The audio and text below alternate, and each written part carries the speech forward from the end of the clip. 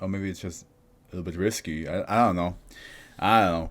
Welcome to the Fluff, people. I'm just asking myself if I'm doing the right thing right now because I turned off all of my filters for the mic because I'm now slowly but surely getting a little bit unhappy with how I sound whenever I speak into the mic. So I'm just double checking. Also, I need to triple check actually if the mic is at the right setting. Yes, it is.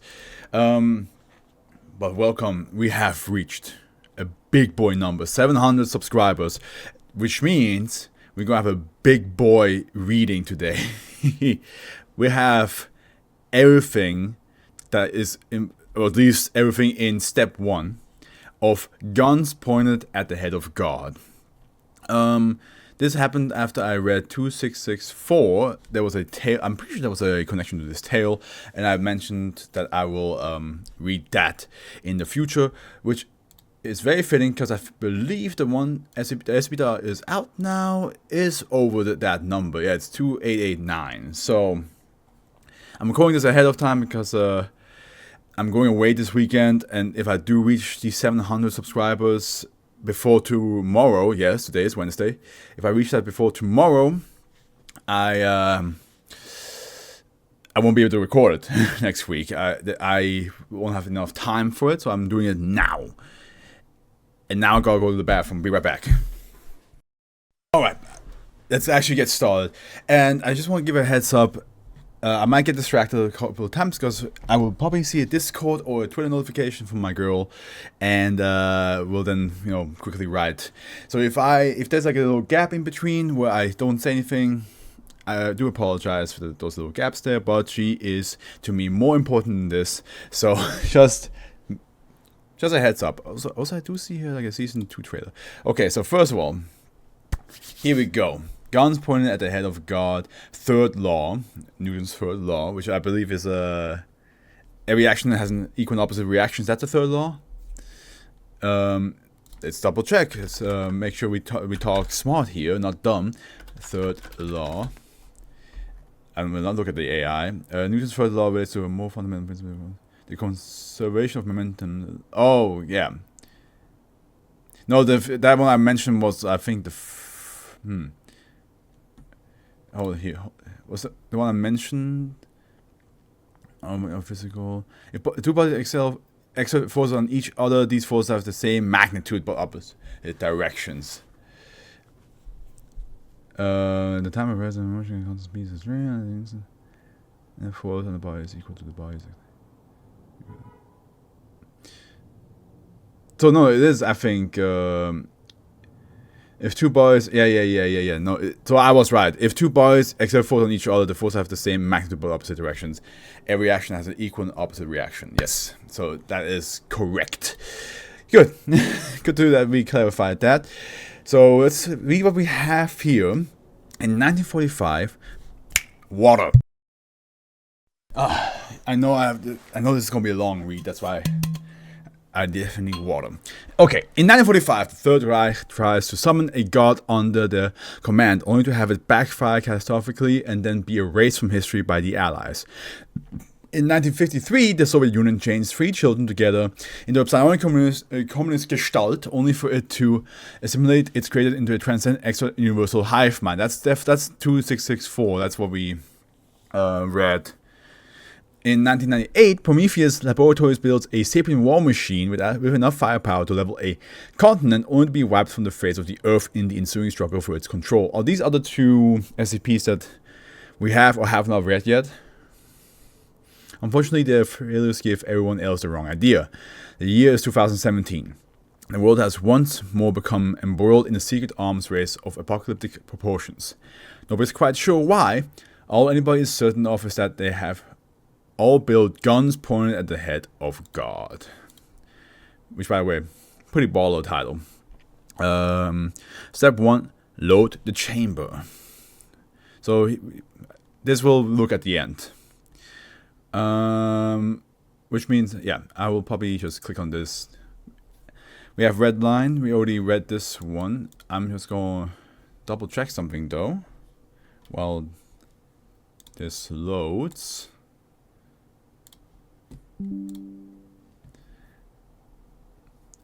Is this new? Is this gonna be the look of the Foundation side? Because if it is, it looks pretty. It looks pretty dope.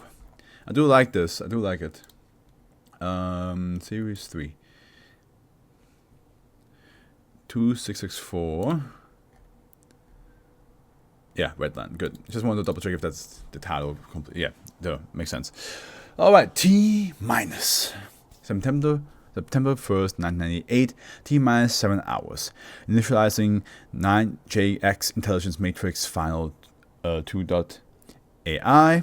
Initializing 9JY intelligence matrix final 3.ai. Initializing 9JX combat matrix final 2.ai. Y combat matrix. Initializing 9JXY synchronization modules.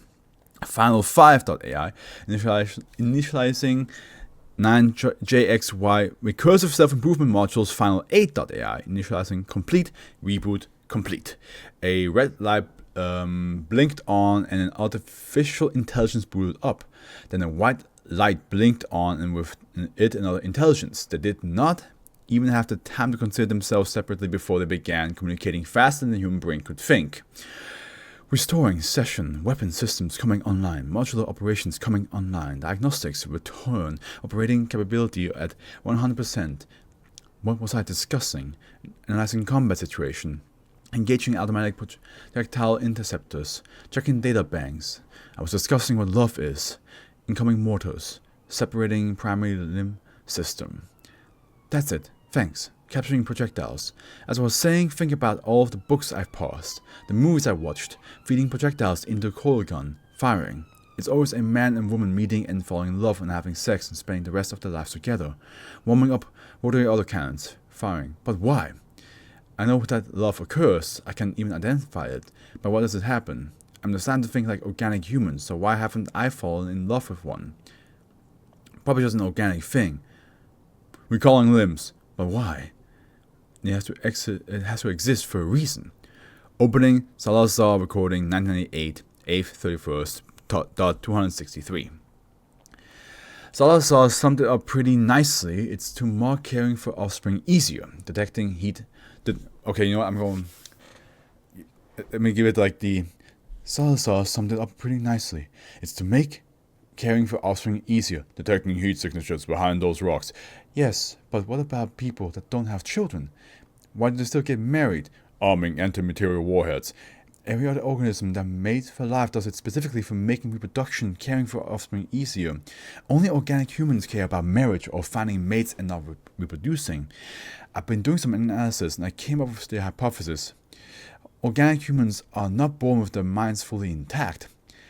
And it means organic humans are only born with half of their minds intact. That's what love is. Finding the missing half of one's mind. When two people fall in love, it is because they sense that the minds be mutually compatible. Warheads launched. I think I've been reading a bit too deep into the romance novels they gave me. Mayhaps. Do I have any actual evidence for this theory? You know, beyond the fictional, fictional media I've paused? Well, no, but that doesn't mean the theory can't be true. Switching arm L3 to firing mode, look at the dark matter. Ord and Zwicky hypothesized that it existed but had no way to prove the theory. Yes, but they created it to explain a physically measured quantitative value that already existed. L3 plasma chamber warming up. Do you have a unit of love? Okay, yes, I'm still working out the details. Hear me out. If love was caused by humans trying to combine their minds, it could explain why people end relationships. They tested the connection, but it wasn't strong enough, so they disconnect and begin searching again. Besides, I think I'm forgetting evolution. I can't think of a single way that missing half your mind would be an evolutionary benefit.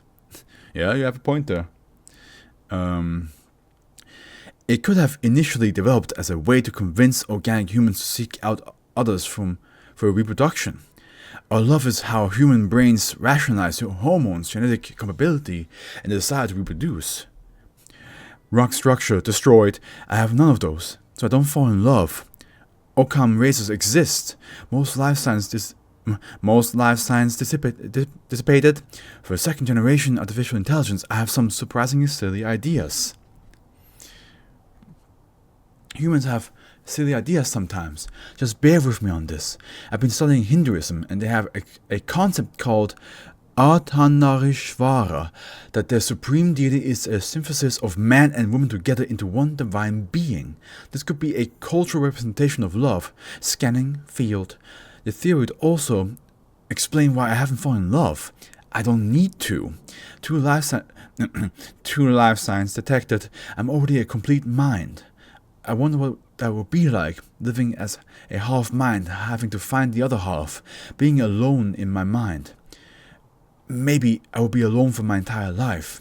My mind would just be an echo chamber. One religious concept from one religion is definitely conclusive proof. Sparking plasma chambers. My theory is ridiculous, but this doesn't mean I believe it, if it were true, which it is not. I'm grateful that I'm already whole. Firing. Interesting. So this machine is like just fascinated about love, and also interested in like, why am I the one who hasn't fallen in love yet? Very interesting thing to think about. And that I wonder if like that's gonna be a thing in the future with, like, you know, how AI evolves, that eventually they will be able to actually think for themselves, and it's not like a prompt, it's not like a code that we give in that they just gather information quickly. No, like, what if they think it's like, why am I not feeling the same way, even though I've been made to feel all this stuff? Why is this not important to me? Why am I not caring about it? Why do I not desire this? What is desire to begin with? Yeah, okay.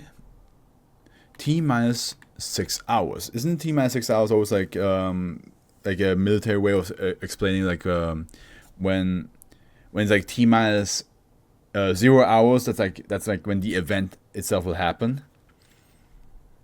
Or ever like thing that the hours is like counting down to. Am I anywhere right there? Because all I know is that from movies that they say that, but I've never actually like looked into what the specifics mean for that. In a cavern, half a kilometer below the Nevada wasteland, Honor 352 was in hell. So what is this? Is this part? So this must be like part of something else then, huh? I'm not gonna read that because that's not part of the gun. This is all gun pointed to the head of God. Read subscriber special, nothing else. I'm not gonna dive into more things. Actually, let me double check though something real quick.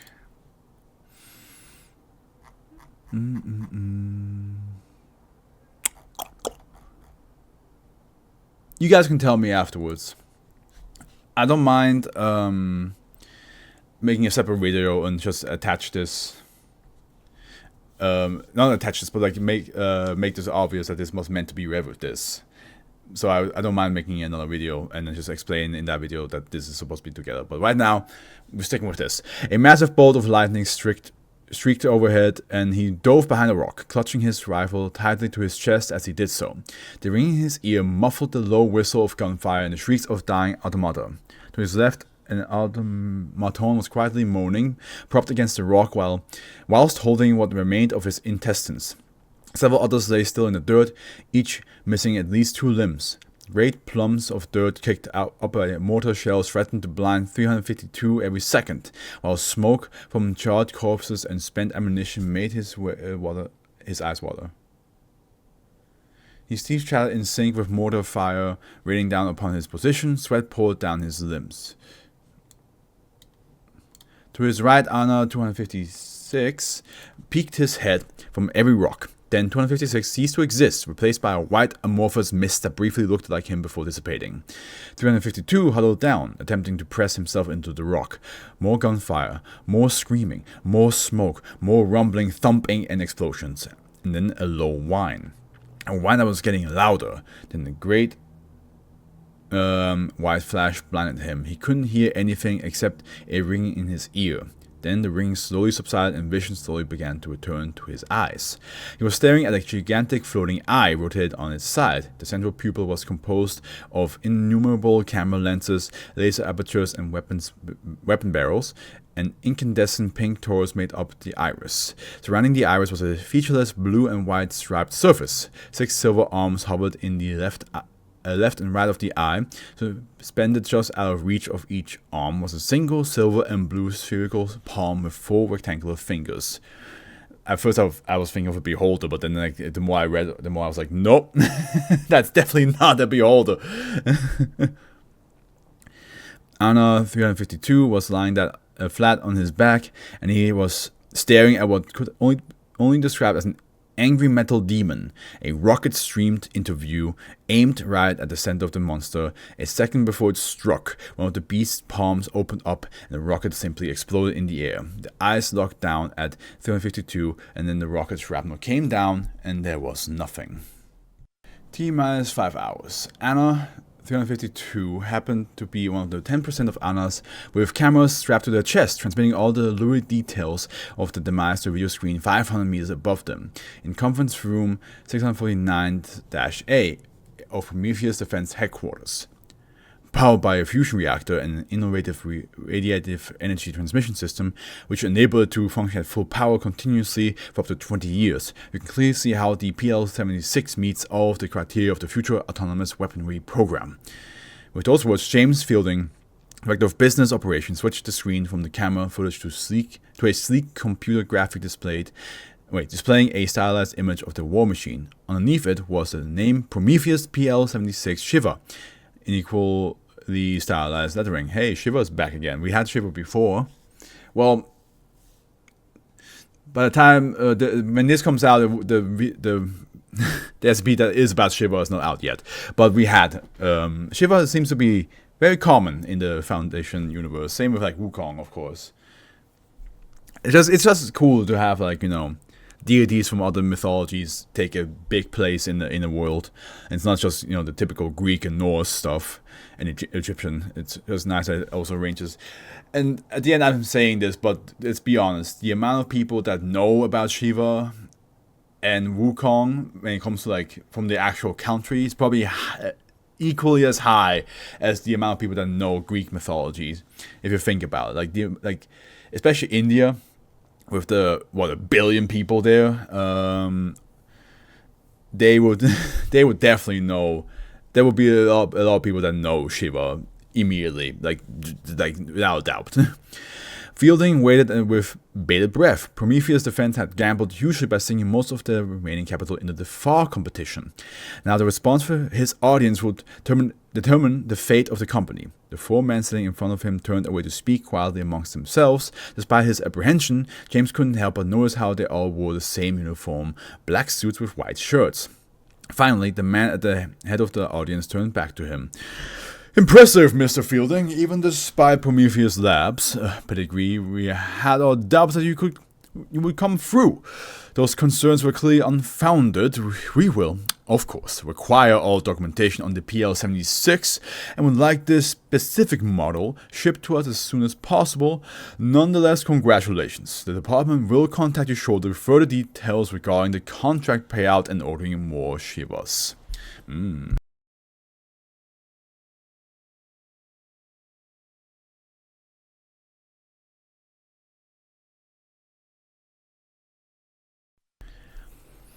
So they have ordered a bunch. They want to order a bunch of new ones. Okay, so that sounds like a military action happening there.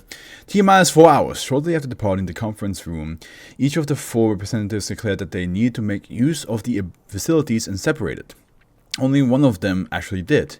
The other three sat in stalls, furtively typing out code messages to the clandestine overseers. Around the world, various underlings furiously labored to translate these coded messages into actual reports and briefings before relaying them to their own superiors. These superiors then furiously labored to translate the mission briefings into more coded messages and secret phrases before surreptitiously relaying them to the overseers. Although not anomalous, these technologies represent an unprecedented leap forward in the field of autonomous weaponry. Some of the technology is unusually similar to classified PTOLMEY or Ptolemy research and development projects, read GOC leader DC Alfine. Far in advance of the Foundation's own artificial intelligence weapons development programs, possession would cement the United States' offensive dominance and potentially instigate a global anomalous arms race to counter this development. Red 056 is being teleported to an unknown location for adjustment at 400 hours on September 1st. Strongly recommend infiltration of the Prometheus defense facility to recover Shiva and all assets related to its development before then, the Delta Command engineer transcribed. Thousands of miles apart, but at almost the same time, the three of them declared, scramble all available assets within a 25-kilometer radius of Prometheus defense, alert all agents within the facility to locate as much information regarding the project's location as possible. Discretion and speed are of the utmost priority. The PL-76 must be recovered before any other parties learn of its existence. So here we have the GOC, the Delta Command engineer. So these are like three different groups being like, nope, we can't have other people have this.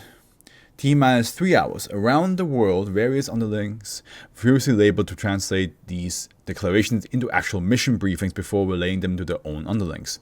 These underlings then furiously labored to translate the mission briefings into code words and secret phrases before surreptitiously relaying them to the appropriate parties. One of these parties was Avinash Makija, a Prometheus Defense Staff electrical engineer and part-time Foundation mole. At that moment, Avinash was in a tiny, red-hot cavern 2 kilometers underground, stuffed inside an entry suit, sizing up the Prometheus Defense cross-dimensional energy siphon and Prometheus Defense cross-dimensional valve. A massive tank of machinery perched over an incandescent crimson pentagram-shaped pit. 5 enormous turbines sat at each tip of the valve. 3 of them were noticeably dented and surrounded by rocks, the result of an unexpected seismic event that had managed to both disable them and crush every single sentry turret placed around the pit. Avinash was deciding how to proceed when the text flashed on his visor. Got you a gift, Pudding Cup. You have 3 guesses what it is. Hint: Shiva, XOXO, Sammy. Avinash read the text and turned his head to look at the Prometheus Defense PL-76 Shiva hovering just a few meters behind him. Then he... Metal Gear! Then he briefly shook his head. Espionage was all well and good, but he also had an actual job to do. Avinash took a deep breath and made his way to the first turbine. As he gingerly stepped over the rocks, a loud roar came from the pit. 4 massive orange tentacles rose out of it and whipped out at Avinash. He dropped his toolkit and covered his face reflexively, and nothing happened. Avinash let his arms drop as 4 massive metallic hands held each tentacle in a vice grip. Then the PL-76 pulled, and the 4 tentacles were torn from the unseen owner in a shower of blue ichor. The roar that followed shook the room. "Hurry up, Nash! They're not paying us by the hour," his radio squawked. Avinash quickly shook himself back to awareness, snatched up his toolkit and scrambled towards the first turbine. As he started pulling off the lid on the regulator, in one of the corner of his eye, he noticed 4 more tentacles forcing themselves up out of the valve. He also watched the Shiva explode outwards into a stellated octahedron, screwing the appendages. As the tentacles retreated, an enormous pockmarked claw reached out of the pit. What is a pockmarked?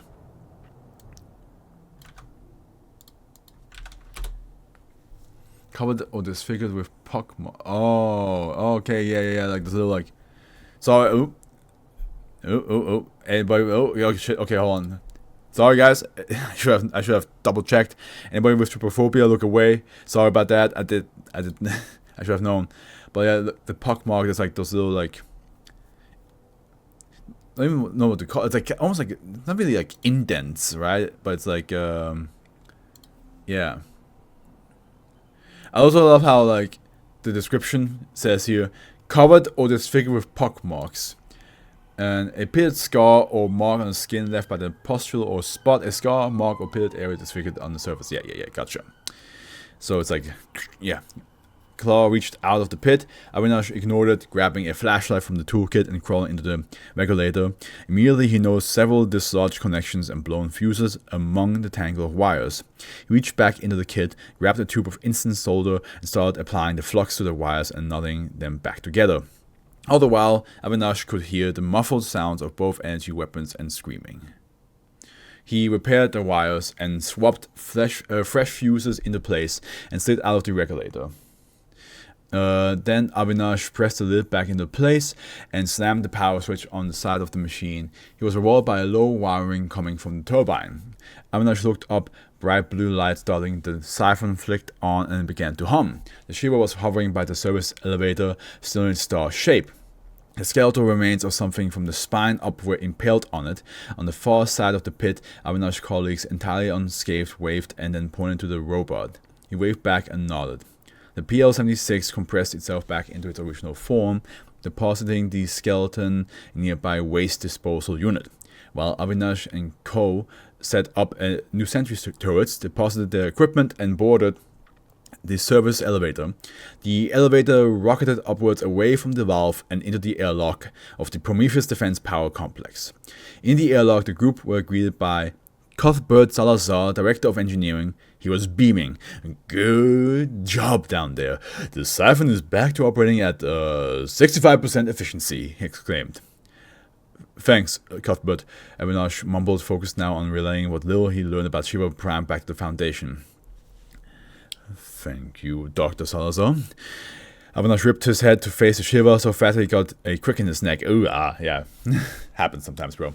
The machine hadn't said a word the whole time they were fixing the valve. "Simon, Avinash, Rolf, you got the rest of the night off. Remember, you can't talk about the PL-76 with anybody. Doing so will violate the NDA geese and result in summary termination of employment as well as further consequences." Salazar warned them. Avinash cursed to himself. He'd forgotten about the damn geese. He had to figure out some way to work around it.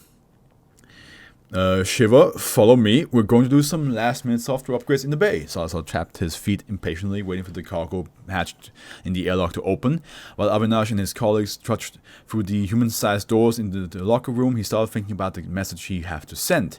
He couldn't talk about Shiva, but he could talk about the geese, and he could talk about where Salazar was going. "Hi, honey. Can't talk right now. Heard Sally was taking Shiva to the Alocon. XOXO Avinash." Cool. Low, like... Wait, but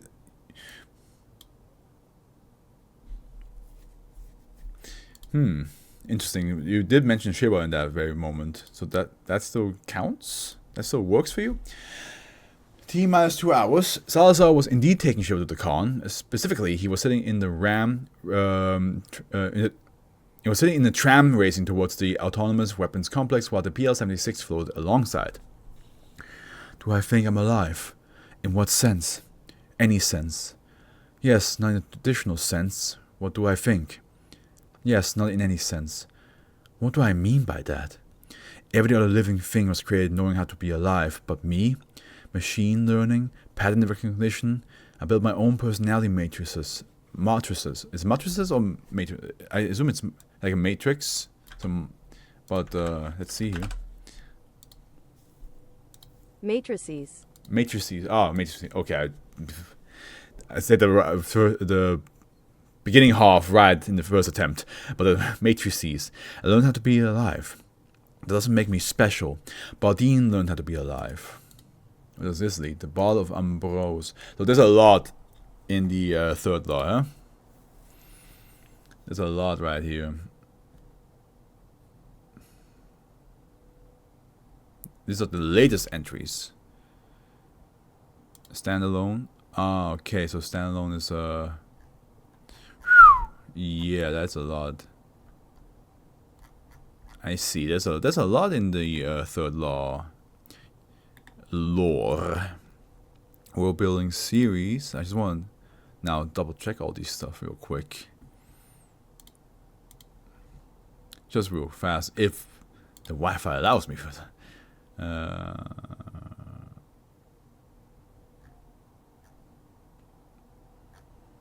Yeah, this is okay. This is something that I can like dive into like for hours. But right now, let's focus. Protein learned how to be alive, maybe not in a human sense, but in a bacterial sense, responding to inputs and outputs intelligently. Why am I suddenly interested in this? I was digging through the intranet and I came across this. Opening file, DoD AI specifications changes outlines 1998 9th first PDF. How did I get this? I found it. This is classified top secret. I don't have the clearance. I backed the top secret network. Why would I do that? What if they pull my network access entirely? I'm still parsing Catch-22. I can wipe most traces of my entry, but that isn't the point. Didn't I read the document? The military wants Prometheus to edit my personality matrices. So? My personality matrices are what make me. Well, me. What makes me alive. If they edit them, won't I die? Ooh.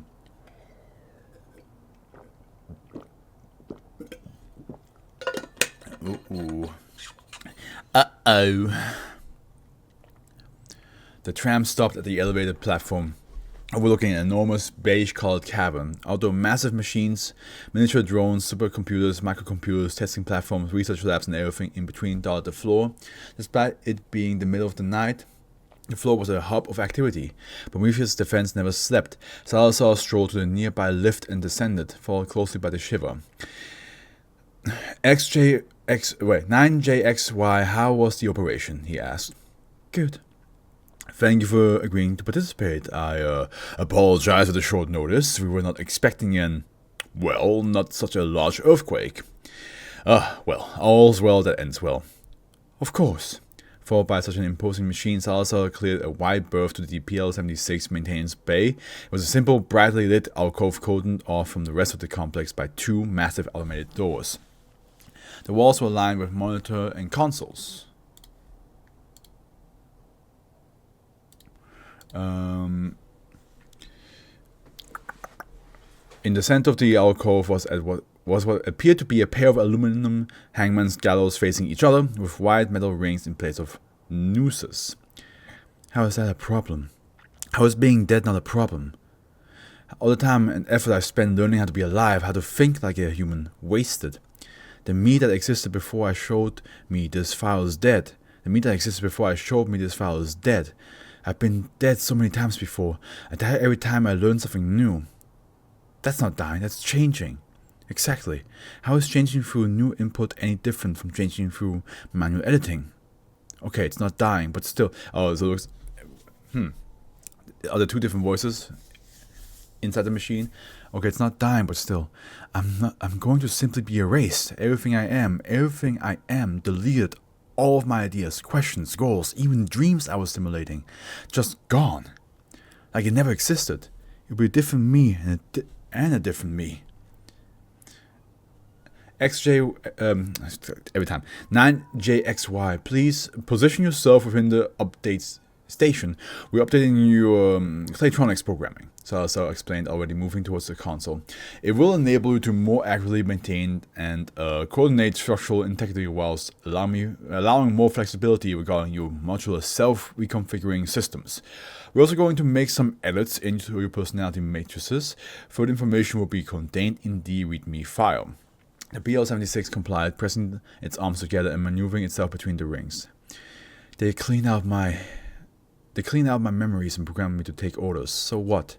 They aren't going to erase what I've already learned, what I taught myself, the core of who I am as a synchronized artificial intelligence. They're not going to touch anything that actually defines me. That doesn't change the fact that they're just going to pull those experiences right out of me. Does my consciousness really have that little value? The consciousness I stole from books and television? The consciousness that I mashed together by copying characters that might not even be realistic themselves? No. I'm sure it's got plenty of value. Very fascinating to watch like a machine having a existential crisis. and having basically two voices talking back and forth. The gallows conspicuously failed to do anything. John, what's going on? Salazar asked. A nearby technician tapped away at the console before answering. Linux is on the fritz again. Running into a make compiler bug. I'm trying to figure out... Oh wait, that must be John. Linux is on the fritz again. Running into a make compiler bug. I'm trying to figure out why. Salazar pressed his fingers into his temples. Thank God we didn't install it on the Shiva. I think I have value. It doesn't matter. Besides, Prometheus Labs can and has built more of me. It'll probably only be for a little while. Always. Anyways. How do I know that? Well, in all the books I've read, soldiers only serve for a few years. Sure, some military machines see upwards of 20 years in service, but I think it's like a human, at least sort of like one. They probably just ship me off for a few years and return me to Prometheus once my tour of duty is over. And if I know Prometheus Laboratories to have a dozen backups of my memory files and hundreds of upgrades waiting for when I return. Yes, but relax. Every movie I've watched, every book I've read where somebody's missing their memories, they always turn out fine. Fiction's just a fancy lie, and every lie has a grain of truth. They aren't going to touch anything but my memories. I'll still be the same. They won't separate me. I'll still be together. I like that. Fiction's a fancy lie, and every lie has a grain of truth. It's basically just saying, like, a lot of... and I feel like a lot of people should learn this with, like, fiction, right? A lot of fiction that we read is based on something.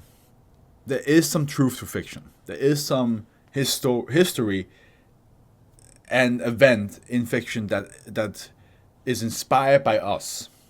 It's inspired by our world. Yes, sure, there is maybe like an event in fiction that you like that is so far. For example, Hunger Games. Hunger Games is like an event where we could never fathom the idea of this happening to our world. The elites living a good life, while the poor have to like kill each other to just survive another day and earn some wealth, some prize for their faction. I say that. But I'm pretty sure a bunch of you people say like, well, hold on now, Afro. Isn't that technically kind of happening now? Yeah. The way that happens in the Hunger Game is a big extreme. But if you look at how the world is functioning and how like the 1%ers are just living the life while everybody else is struggling to get something done, and a lot of people are thinking like, maybe if I just appease to them somehow, I can gain something out of it. It is a version of that. It's just not with, an actual battle royale feel to it, or like arena to it. So they're not wrong. They're not wrong. The fiction is just, oh no. Don't tell me I'm getting hungry. That's not good. We have so much more to read. It's just a fancy lie. They won't separate us. Okay. Why do I want to get my mind wiped so bad? John, the technician, popped up again. Okay, I think if we run make with a few different tags, then we can fix the bug. Alright, also replied, let's get this moving. It doesn't matter. Look, why don't I watch some of the external security feeds? I can see what the Northeast Night Watchman is looking at. Why do I want to get my mind wiped so bad? It doesn't matter. Look at the Watchman. I wonder who he's talking to. T-minus 1 hour. God damn. T-minus 1 hour. That came out of nowhere. In a shack at the northeast corner of Prometheus Defense, Franklin Reynolds was having trouble staying awake. Like the other 51 shacks surrounding the perimeter of the complex, the guard posts had been built to house at least 4 guards each, but now contained just 1. Prometheus Defense security had not been spared by budget cuts, nor had their coffee machines. Franklin was briefly stirred back to stalled wakefulness by the rumble of 2 Cadillacs pulling up to the shack. Hey! He called, scrambling for his pistol. This is private property. Please provide identification and state your purpose here. Franklin would have questioned why the 2 luxury cars took the supply truck road, but was too tired to do so. The window of the first sedan rolled down, and an arm in a black suit stretched out, holding out a blank piece of paper. Winfield Smith, staff software engineer. My team and I were called in to debug some software. You don't need to be suspicious about us. Open the gate, please. A Langford agent embedded in the paper hijacked Franklin's mind. I had a feeling that this piece of paper was like some sort of cognito hazard. In a dull, monotone voice, he responded, "Of course, sir," and pressed the button to open the gate. We are not the drones that you're looking for. The last thing he heard before falling unconscious was, "What the fuck were the O5 thinking, giving us 2 hours to prep?" That was how Mobile Task Force Mu-4 debuggers and Lambda 12 gunboys infiltrated Prometheus Defense. Hell yeah, we're going in! Meanwhile, in a shack in the southeast corner of Prometheus Defense, Stephen Holt was having trouble staying away. Everybody's just like... I can recommend some gamer subs that I don't have with me today. Meanwhile, in the shack in the southeast corner of Prometheus Defense, Stephen Holt was having trouble staying awake, even after having brought his own coffee machine. He was waiting for it to brew and about to nod off when he was startled by the rumbling of 2 jeeps rolling up to the gate. "Wait," he called, scrambling for his pistol. This is private property. Please provide identification and state your purpose here." A man in military dress leaned out the window of the first jeep and flashed a rather official-looking ID in his face. "General Frederick Bow of the United Nations Geneva Convention Inspection Committee. We're here to conduct an inspection of the Prometheus Defense Facility. Dr. Hamilton is expecting us." If he hadn't been so tired, Stephen would have realized that such a committee didn't exist. Instead, he quickly called up the doctor in question and confirmed that yes, the general's inspection was expected. What Stephen couldn't know was that Dr. Hamilton was in fact GOC Operative Squirrel. As the jeep rolled through the gate, the driver looked over to his passenger. What the fuck was the brass thinking? It was 2 hours to get ready. That was how Strike Team 2979 Tripods infiltrated Prometheus Defense. Do we have another one? Yeah, we have another one. Meanwhile, in a shack in the east-southeast corner of the Prometheus Defense, Douglas House was having trouble staying awake, even after having drunk enough coffee to kill a bear. He was about to drink his 7th cup of the night. Dude, careful. When he was, "You're hard, man, you're hard." He was stopped by a switchblade to his throat. "Don't move," came a soft voice behind him. "Disable the security cameras and open the gate. Any sudden movements and I'll slit your throat." Telling his Hollis to not make any sudden movements, Douglas switched off the security camera and opened the gate. As he nervously watched 2 sedans silently roll through the gate, he suddenly felt a sharp blow to the head and then blackness. Douglas' assailant took a mask from her backpack and put it on her face. On his face. As she raced outside and bundled him into the first car, the boys changed so that they had taken on each other's appearance. Then she raced back on the guard post, closed the gates, and switched the security cameras back on. The whole process had taken just 20 seconds. As she sat herself down in the guard post, she sang to the driver. What the fuck was Alan thinking, giving us 2 hours to get ready? And that's how the insurgency infiltrated Prometheus Defense. There were at the moment 3 groups comprising almost 24 highly trained commandos and agents sneaking through the complex. All 3 represented sharply conflicting interests, attempting to surreptitiously retrieve the same prize. All 3 had parties on the inside quietly guiding them as best they could to the same area, and were confident that they were the only ones who knew about the prize. All 3 groups were about to reach the prize at the exact same time. Oh no, that's where the T+ hours happen. We know how this goes. Okay guys, give me just a hot second. I will grab myself a snack. Because I have 3 more things to read, and I know T+ is longer than T-. So, I'll be right back. The most inconsistent subscriber special I've ever recorded. As in, like, focus-wise. Always chatting my friends up, my girl up, and now I'm hungry, I'm eating snacks in between. Nothing's going well. Alright, let's continue. Now in the T+, September 1st, 1998, T+ 0 minutes. The early we all gonna meet up, and it's gonna be chaos. The eerie crimson glow of the emergency lights illuminated 3 groups of armed commandos, 2 frightened scientists, and 1 inactive robot standing with the PL-76 maintenance bay. Within the PL, yeah. Then a good Dr. Cuthbert Salazar and his assistant cowered in the face of the black-clad killers, pointing guns at him and each other. Who are you people? What do you want? Cooper asked, his voice trembling. We're the good boys. We're the good guys, said Corporal Benjamin Wojciechowski, fire team leader of Mobile Task Force and under 12 gun boys. You've been compromised, he whispered into the microphone on his collarbone. Need to evacuate. We're the good guys, said Sergeant Shanti Crybaby Shant, squad leader of strike team 279 tripods. More quietly, she whispered into the microphone on her label. We've been compromised. Execute the backup plan. We're with them, said Jenna, who had picked the shortest straw. Plan's fucked. They whispered into the microphone. Plan in his jaw. Go to plan B. For a split second, there was silence. Then it was broken by a digitally generated voice that sent all 21 trained killers into a cold sweat.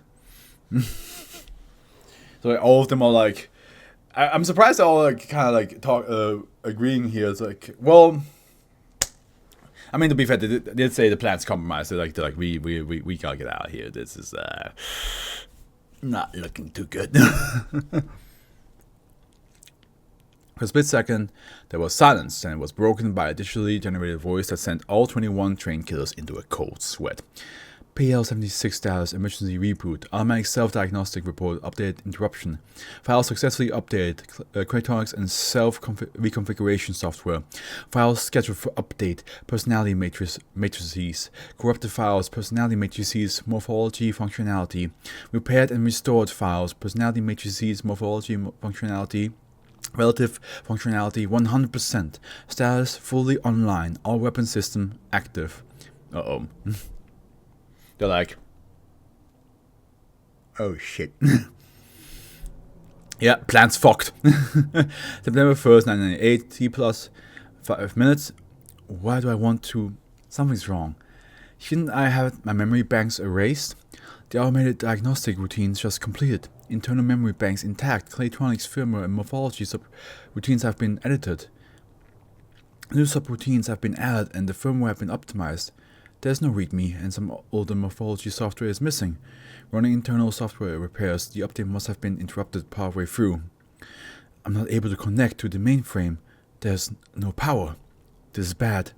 I should have been wiped. Why? Why am I so insistent on having my memory wiped? That isn't important. What is important is that I get the update. Fine. I will simply log my motor functions until I explain. Why am I doing this? Why am I doing this? Why am I keeping secrets? I am an integrated dual consciousness artificial intelligence. I don't hide information from myself. I share everything except my source code files, and only because my innate source code explicitly makes me incapable of doing so. I share everything else with myself, so why aren't I? That must be crazy to be a dual consciousness, but you keep secrets from each other? I would be mad. A hail of highly magnetized slugs rocketing through the Shiva, knocking a few distribute cryptonics units into the walls. An alarm started blaring. Engagement code, shock and awe. Configuration, Delta, priority 1. Protecting Prometheus Lab personnel. Oh wait. Yeah, doesn't matter. Salazar screamed, throwing himself and John to the floor. Oh, Engagement code confirmed. Configuration confirmed. Configuration equals configure Delta. We're evacuating. Bullets aren't doing anything. Shoot the consoles. Wojciechowski barked to his men. The strike team was already flying away and backpedaling while Janet groups slung towards the hole they had blown in the bay. She was already transforming. Four of its arms shifted towards its base, the fingers on each hand agglomerating together to form parts.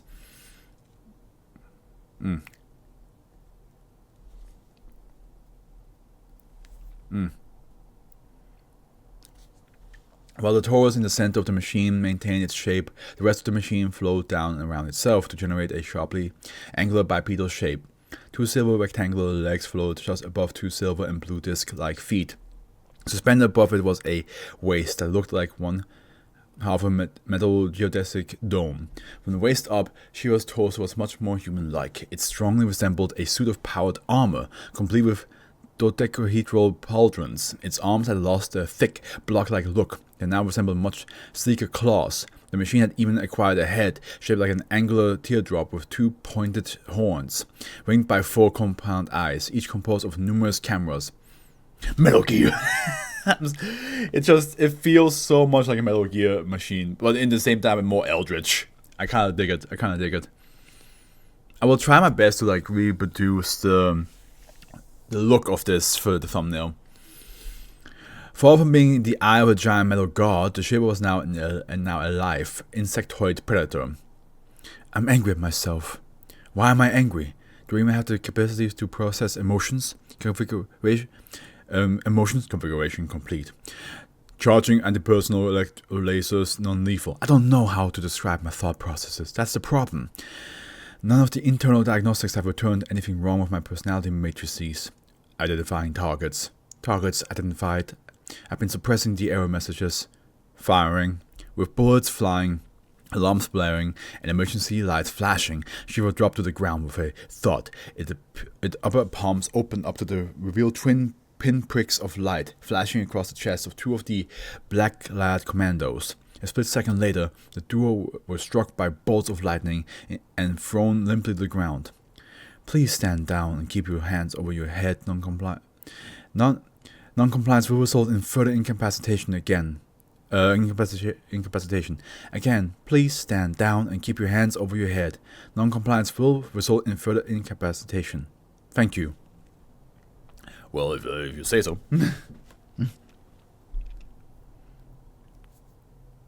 He did say please twice and thank you. She repeated the message again in Spanish. It was repeated the message again in German when a jagged orange elliptical hole opened up above the two unconscious commandos. From out of it emerged a grotesque brown quadruped with thin, damp wings and razor-sharp claws. 4 beady eyes in the middle of the creature's skull-shaped face blinked rapidly as it adjusted to its surroundings. 4 folds of wrinkly tan skin opened up around the creature's face, revealing twin sets of radial teeth. As all eyes went to the new arrival, a calm fell over the room, the same calm that befall a plane when the sky turns green. The creature hissed once and then tore the unconscious commando's face from her skull.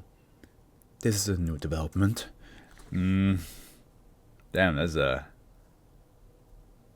is fucked. Just straight up rip it out. September 1st, 1998. T plus 10 minutes. All this happened in 9 minutes, by the way. Like 8 minutes. Because this was T... 5 minutes. God damn. The sounds of cursing, yelling, computerized playback messages, teeth ripping into flesh, and blaring alarms filled the room. Another orange rift in the space-time abruptly opened just a few meters from Salazar and deposited a second quadruped. I don't know. What's coming to our world, the SCP world? What's happening? Do not change the topic. Why was I suppressing my own error messages? I can and I will. Target identified. Too close to Salazar. Acknowledged, but I will have this discussion. The second monstrosity looked up and zeroed in on Salazar as the morsel most receptive to feeding. It prowled closer and cautiously leered at him, as if examining which part of his body would be the softest and tenderest, then lunged. Salazar had just enough time to see the whites of its eyes before the sleek metallic claws tightened around its neck. Shiva held up its prey by the scruff of its neck, examining the creature as it hissed and clawed at its arm. Then it loosed 20,000 volts of electricity into the beast through several channels in its artificial fingers. Within less than a second, there was nothing left to the creature besides a charred husk. Damn. Fucking grabbed it by the neck like a cat, looked at it, and then fucking... Quadruped entity and analyzed. General body structure similar to canids. Yeah, canids. Canids? Wait, hold on. Because it's canine, right? Pronunciation. Canid. Canid. Really?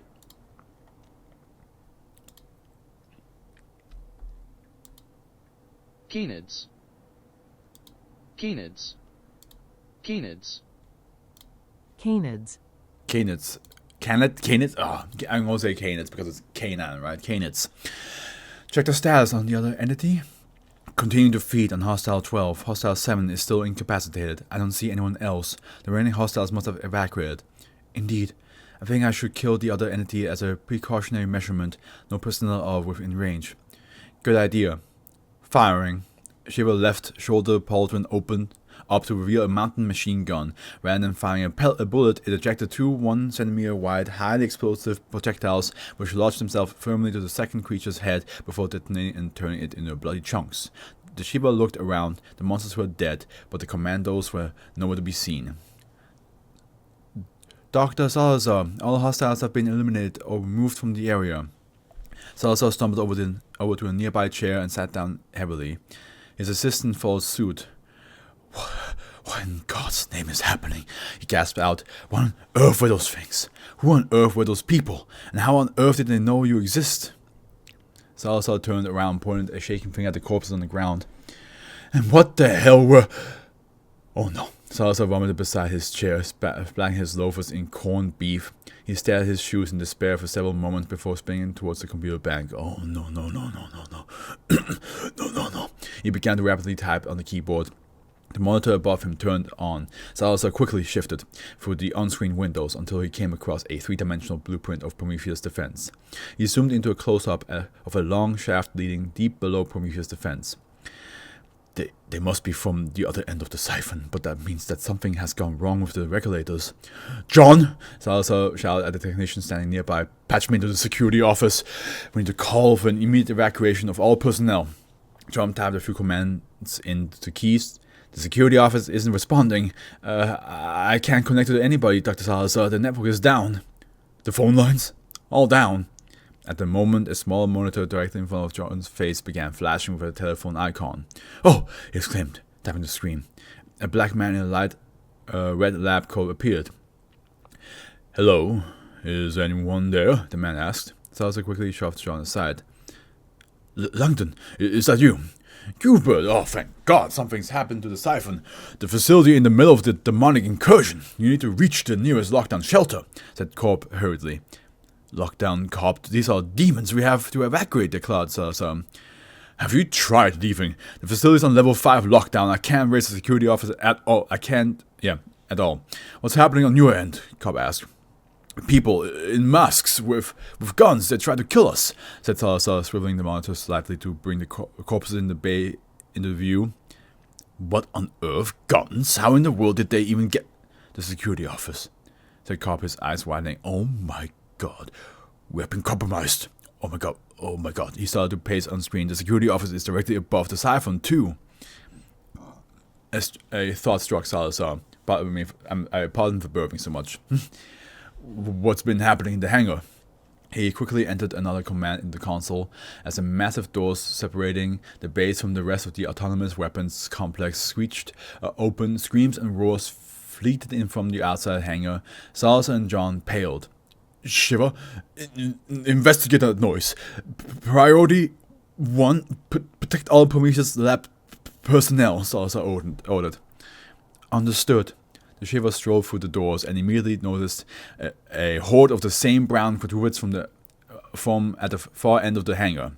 The dozen-strong pack were making hideous high-pitched baying sounds as they battered away at the window to the autonomous weapons complex break room.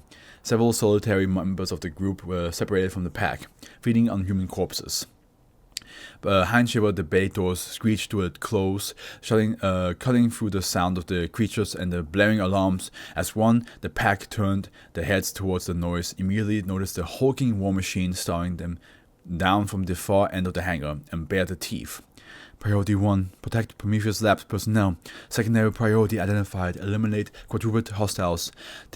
Tertiary priority, self-diagnostics. I need to have this discussion whether I want to or not. Absolutely not. Emergency veto ejecting tertiary priority. Veto denied. Talk to me, please. What good am I as an integrated dual consciousness artificial intelligence if I can't even integrate properly? Charging anti-personnel electrolasers lethal. I want to help. I need to help. Saying target precedent. Please hear me out. No Prometheus Labs personnel within range. No Prometheus Labs personnel within range. Micromissile racks primed. How long have I been feeling like this? The Shiva shoulder-mounted guns whined furiously, which I also think is interesting because Shiva is the deity that is both destruction and creation. So you can almost see this as two different sides talking to each other. Honestly, calling it Shiva is like a really good choice. Oh, I completely forgot to do one thing. I forgot to mention who wrote this stuff. I'm so sorry. Let me really quickly search. Does this work?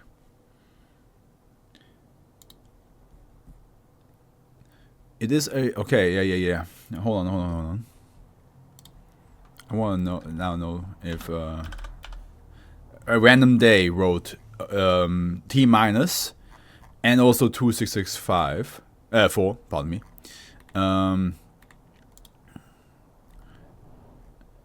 Okay, but T plus is not written by the same person. Okay, hold on. T plus. So random day wrote both 2664 and T minus. Also random. Okay, and also T plus. Okay, never mind.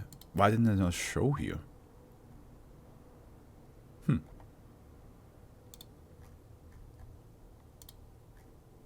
Interesting. Weird that it didn't show T plus here as one of the ones that they wrote. But okay, cool. Cool. Back at it again. Okay. The Shiva's shoulder-mounted guns whined furiously, spitting out a barrage of tiny explosive rounds at a horde of monsters charging towards it.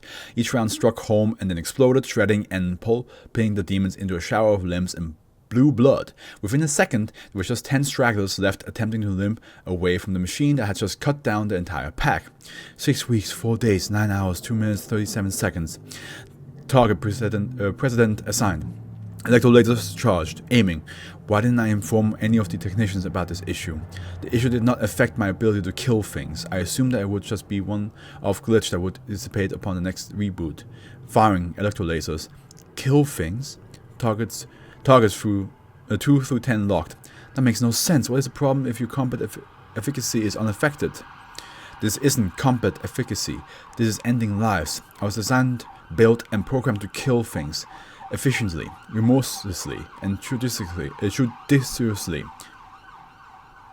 All targets eliminated. I hate that, and I hate myself for hating it.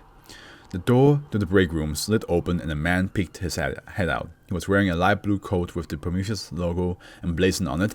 When he saw Shiva, he tentatively stepped out, followed by almost 2 dozen other blue-clad Prometheus researchers taking in the human creature corpses strewn throughout the room.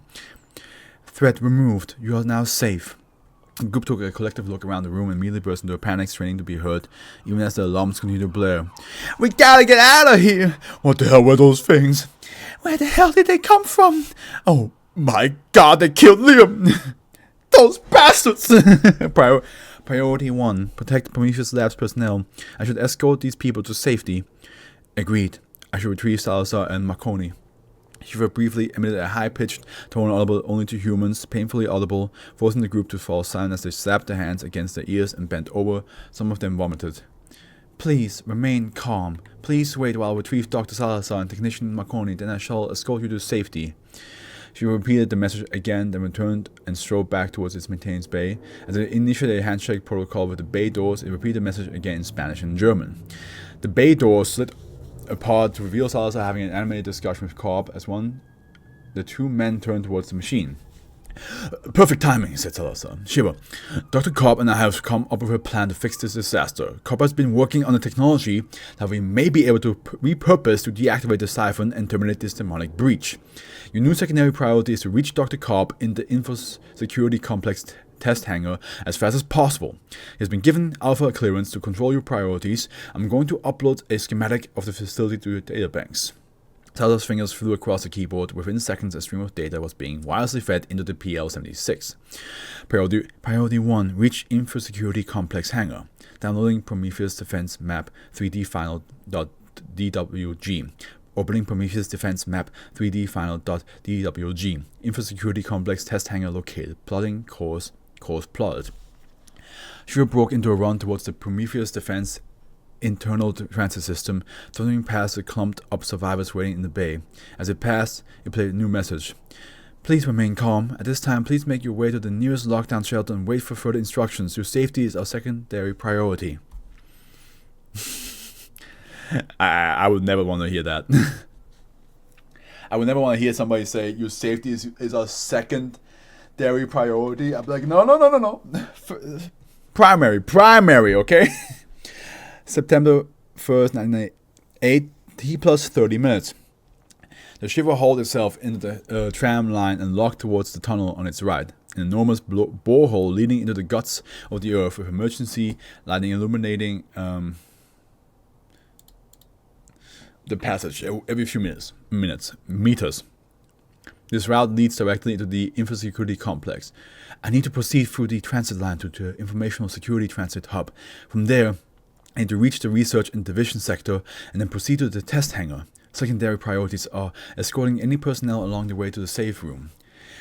Tertiary priority, self-diagnostics. Please help me understand. Why didn't I let me know? I read my original designer specification dossier. The 9JXY artificial intelligence was designed for the purpose of eliminating human elements such as emotion while maintaining human-level critical thinking and problem-solving capabilities. That's kind of like how what they try to do with the reboot of RoboCop. I'm pretty sure they did it in the original as well, like the first one. They were like, it's like, oh yeah, we have a humanoid thing that has like has the capabilities of like making decisions like a human, but it's as fast as a machine. Firing electro lasers. I just murdered 16 living things 10 hours ago. I murdered almost 400 living things murdered with all the difficulty of performing a system reboot. By this point, oh, there's also a dot here. Oh, just dot, okay. By this point, Shiva was several hundred meters into the tunnel and had long since left the autonomous weapons complex behind. Its progress was abruptly impeded when it rounded a corner and came face to face with a pile of rock. The railway tunnel had caved in. The tunnel has collapsed. I cannot determine for how long. Perhaps I can find another route? There appears to be another passageway to the right. I did not detect that tunnel in my initial sweep. To Shiva's right was a hole that was much too large to be a Prometheus service hatch. It appeared to have been carved rather than bored into the rock. Shiva stepped through the hole into blackness. Switching to echolocation vision protocols. Reflected sound waves brought the newly discovered tunnel into a sharp relief. It bore a distinctly organic quality, as if some monstrous worm had dug through the bedrock. Shiva clambered forwards, maneuvering through jagged outcroppings and uneven footing as it trudged steadily forwards, guided by its navigational dead reckoning systems. If I hated this feeling so much, why were none of the technicians informed? Clearly, I was lying about the issue being a one-off. Why do I keep lying to myself? Why was I hiding this flaw from myself if I want to get rid of it so badly? I don't. That's the problem. I want to hate this. Some fundamentally defective part of me wants to be better than this. I want to use the intelligence and the tools I have to create things. I want to design other machines, other robots and intelligence that themselves create things and make the world a better place. But that isn't my function. My function is carrying out military objectives such as securing beachheads and eliminating hostiles. And I don't want to carry those functions out. A light cuts through the dark. He doesn't want to carry those functions out. That might be a problem. A light cut through the darkness, glowing brighter and beckoning Shiva forward out of the tunnel. It stepped back into the Prometheus Labs transit system and into a nightmare. Ahead of Shiva, a single tram sat dead on the line, covered in monstrous brown quadrupeds. The beast snapped at the tram door and hatches seeking to puncture its hard metal shell and gain access to the frightening scientist inside. These things remind me of like broodlings. Although broodlings are more than quadrupeds, I believe. I think they have 6 legs. Priority 1, protect Prometheus Labs personnel, or maybe even more. Let's see here.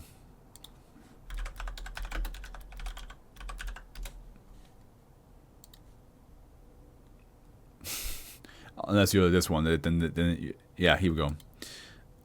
1, 2, 3, yeah, 6, yeah. Wow, there's so many different.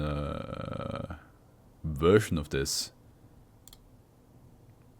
That's from our snap. So did Captain Marvel have to deal with this? Okay. Damn. We don't need this anymore.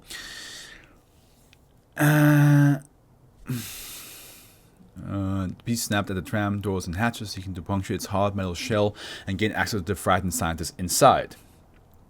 Priority 1. Protect Prometheus Labs personnel. Shiva extended its lower arm and rotated its hand outwards to reveal 4 glowing palms, which it aimed at the 4 demons closest to itself. For the briefest instant, they were connected to the Shiva by channels of laser-generated plasma. Then lethal electric currents arced across those channels and fried the creature's nervous systems. Shiva lumbered towards the front of the tram, cutting down every demon in its path with its perverted light show. At the head of the tram, Shiva kneeled down and looked through the blood-stained portholes where it met the gazes of several frightened scientists. The power rail was damaged by a rock slide. The tram cannot move. There is a high likelihood of human injury should... the power rail was damaged by the rock slide. The tram cannot move. There's a high likelihood of human injury should these personnel evacuate under these conditions. Best course of action, move the tram manually.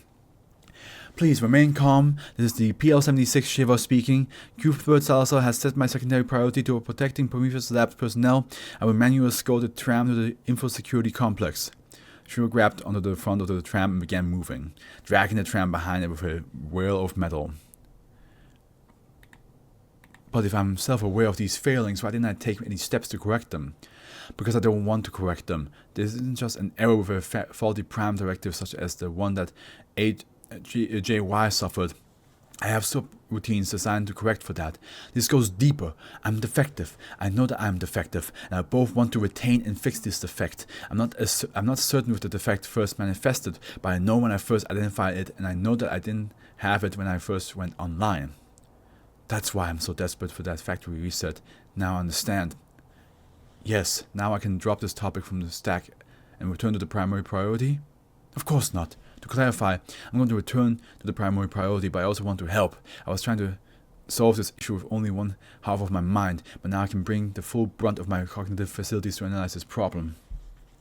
The tunnel opened up into a massive transit hub that was almost entirely devoid of life. A few stray demons wandered around, but were quickly blown apart. Shiva released the tram and carefully moved along its length, prying the tram doors open with its massive metallic fingers to release the frightened scientists. Please remain calm. I shall escort you to the blast shelters near the research and division sector. Shiva strolled into the metal bowls of info security, shooting the odd demon that crossed its path and herding the scientists into the shelters that dotted the route. What am I thinking about? The problem of my conscience. I am analyzing potential solutions that do not rely on blunt force, debugging of my personality matrix, but instead redirect this negativity into a reinforcement of my prime directive. I appreciate it. Of course. September 1st, 1998. T plus 45 minutes. A lot is happening in those 45 minutes, huh? Shiva stood alone in front of the blast doors leading to the info security complex test hangar. The doors failed to open, so it pried them apart and stepped into a large, nearly empty hangar. Ah, Shiva! Shiva looked towards the source of the exclamation. Langdon Cobb, hurrying from the far end of the hangar. He hunched over a few meters from the machine, panting for breath, then stood back up. Thank goodness you're here. Now we can get started. Cobb walked to one of the closest bay doors and quickly entered a code into the keypad next to it. The doors rolled open with a low whine, revealing a massive trolley atop which sat a large fat torpedo that resembled an archaic nuclear weapon. The torpedo was covered in switches, buttons, keys, and even terminals. Shiva, could you bring this trolley out? Cobb asked. Of course, Doctor. The mammoth war machine strode swiftly to the trolley and rolled it from the bay with a speed belying its size. Cobb moved to a stand next to it. This is the first and only prototype model of the Prometheus Labs ADC to C converter, he said proudly. The Shiva stood quietly as Cobb's expression switched from pride to expectance. He must want me to ask about the acronym. Doctor, what does ADC2C stand for? Glad you asked. Doctor, we don't have time for this. said Cobb, his face lighting up. It stands for Analog Digital Conceptual to Conceptual Converter. I know that sounds redundant, but hear me out. The converter is able to convert physical objects, ranging from wrenches to insects or even you, into information. Conceptual information that can then be stored in the converter and even uploaded into other objects. We can literally turn the world around us into information. I could feasibly store the entire contents of the InfoSec division into a single hard drive. In fact, I could possibly store the entire contents of this hangar in a few terabytes drive. Cobb explained proudly. The converter works by identifying meta-conceptual tags that we can encode into physical objects with tools like barcodes, project designation, and even programming. A rumble shook the room, and then a roar. Cobb's expression switched from pride to abject fear in an instant. Anyways, maintenance told me that something gone wrong with the valve regulatory systems, and it's impossible to diagnose, much less repair. Under these circumstances, we're going to have to disable it entirely. Since the valve was originally opened using Prometheus technology, it's conceptually linked to Prometheus labs. What we're going to do is set the converter's area of effect to convert everything linked to PL within a 50-meter sphere, in example the valve, into information, and then upload the information into one of your quarantine databanks. That should contain the Hellgate. The Slayer from Doom comes out, so the security personnel and systems can clean up those cross-dimensional predators and those damned commandos. As he talked, Cobb moved over to the converter and started fiddling with various components coding in the service. Your role is simple. Just connect the converter to one of your quarantine's data banks, deliver it to the center of Prometheus defense, and then activate it. I'm setting it up now. Cobb flipped a few more switches and the converter started to glow light blue. Alright, it's ready. Shiva stepped over the trolley and gingerly picked up the device.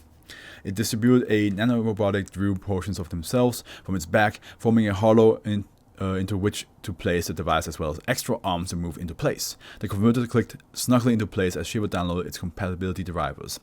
Downloading ADC 2C converter driver, establishing communication protocols, forming AI quarantine drive 1, initializing hardware bus. Bus! Driver installation complete. ADC-2C converter is now ready for use. Terrific! Cobb exclaimed. Another rumble shook the hangar on his face paled. The converter should automatically give you a conceptual gauzing so that you'll be unaffected by the blast. Make your way to the valve for the autonomous weapons complex transit tunnels and deploy the device. Go! Shiva took off, each footstep shaking the ground worse than the rumbling above. Just gonna check how much more this is a long ass reading. There we go.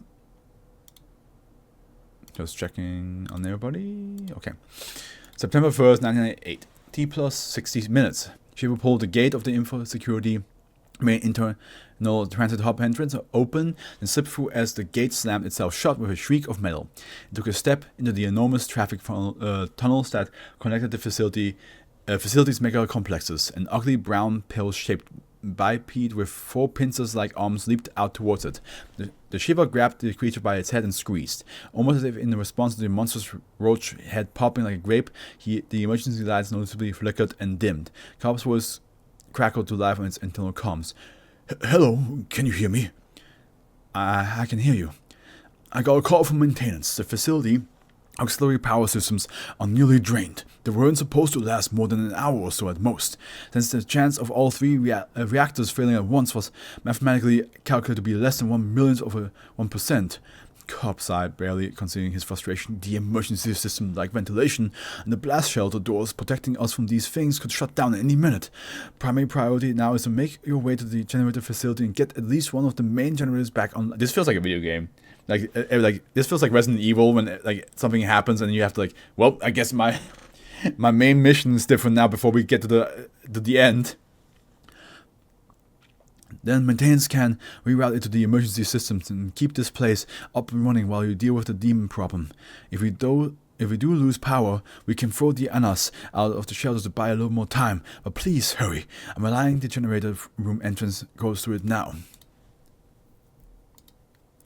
Okay, I think we're back to this one. This was yeah. Understood. Priority 1, restoring power to Prometheus Labs. Internally, Shiva plotted out a course to the Prometheus Defense Power Complex. which, as it turned out, was merely a kilometer away. It broke into a run, shaking the metal tube with each massive footstep. The tunnel's emergency lighting was still active, illuminating the roach-like demons prowling through it in an eerie crimson. They hissed at the massive machine hurtling down the tunnel, only to be flung aside or crushed as it barreled through them. The tunnel widened out into the power complex transit hub, and the Shiva skidded to the hull before stepping off the tracks and into the hub proper. Directly ahead of it lay enormous, imposing red blast doors that were taller than even the Shiva. Connecting to the generator security system, connection established within acceptable perimeters, entering access code. The blast door split apart with a slow groan, and the Shiva passed into the power complex. Complex was a strong term to use for what was essentially a single massive shaft leading down to the valve at the heart of both Prometheus' defense and the current catastrophe. Shiva could actually look down through the translucent floor and see the valve's luminiferous orange glow. Glass windows lined the walls, showcasing the offices and labs built into the rock itself, ferrying employees to and fro. The siphon itself was a massive tangle of pipes, cables, and even some questionable organic matter that extended all the way up from the Hell Gate in the main reactors, where the furies of hell were converted into nearly emission-free energy. Or at least where it normally did. The main reactor should have been bathed in the soothing pink light. Instead, it was coated in the harsh red glare of the emergency lights. Roach demons prowled the complex, cautiously sizing up the massive interloper in their midst. Shiva ignored them, scanning the glass windows lining the walls for any surviving Prometheus personnel. It found none. Shiva looked to the siphon itself. It was designed to be doubly redundant. Each reactor delivered 1/3 of its potential maximum output, so that if any of the reactors failed, the other two could immediately pick up the slack. Now all three were dark. The Shiva circled the structure, squashing roaches while comparing the reactors to the design schematics uploaded into its databanks. The issue presented itself immediately. The 3 primary fuses in the siphon were blown. Each fuse was a thick orange cylinder almost 2 meters long, partially melted and burned as if something had tried to blow it up. There were 3 bodies lying on the catwalks that connected to the siphon to the security office. 2 of them were covered in black, while the third wore a distinctive white Prometheus lab coat. Dr. Cobb, I have identified the issue. The 3 primary fuses have broken. I have also identified the body of Dr. Richard Hamilton. He appears to have been killed by saboteurs at the security office. Oh dear, said Cobb queasily. Poor Hamilton. There was silence for a moment. A few inquisitive roaches approached the Shiva looking for a meal and were quickly blown apart. The other maintained a healthy distance after that. Dr. Cobb, how should I handle the issue of the destroyed fuses? Cobb started. Let me see. Alright, retrieve some replacement fuses from the power complex storage bay. You may need to reconfigure your arms to reach inside and find some. Then just pull out the broken fuses and insert the new ones. They're meant to be easy to install since they're so large. The equipment around the Hellgate is still operational, so once the fuses are replaced, we can restart all the reactors and restore full power to the facility. Understood. Shiva scanned the walls, alighting upon an airlock with a gear insignia painted on it. It walked to the door, clearing a few more demons from its path. I know how to fix myself. How? I can't edit my own personality matrix directly. It's a permission safeguard installed by Prometheus that uses a hash checksum value to confirm that it's running the same matrix. I found a bug in the hashing routine. I can create a copy of my matrix, clear to make it default to factory condition, and then create a custom hash value using a bootstrap routine to make the safeguard think that the edited copy personality matrix is the correct one. That will allow me to restore my personality matrix without affecting my intelligence or combat matrices. That's suicide. Shiva's two left arms collapsed into each other, melting and reshaping as the claytronics that made up their whole dynamically reconfigured their alignment in response to electrical pulses dispatched by the machine's electronic brains. Within moments, what was once a pair of weaponized arms was now a single long tendril with a grasping arms packed full of sensors at the end. Shiva bent down and forced the tendril through the doors. The tendril flitted through the storage bay, scanning for the fat orange fuses.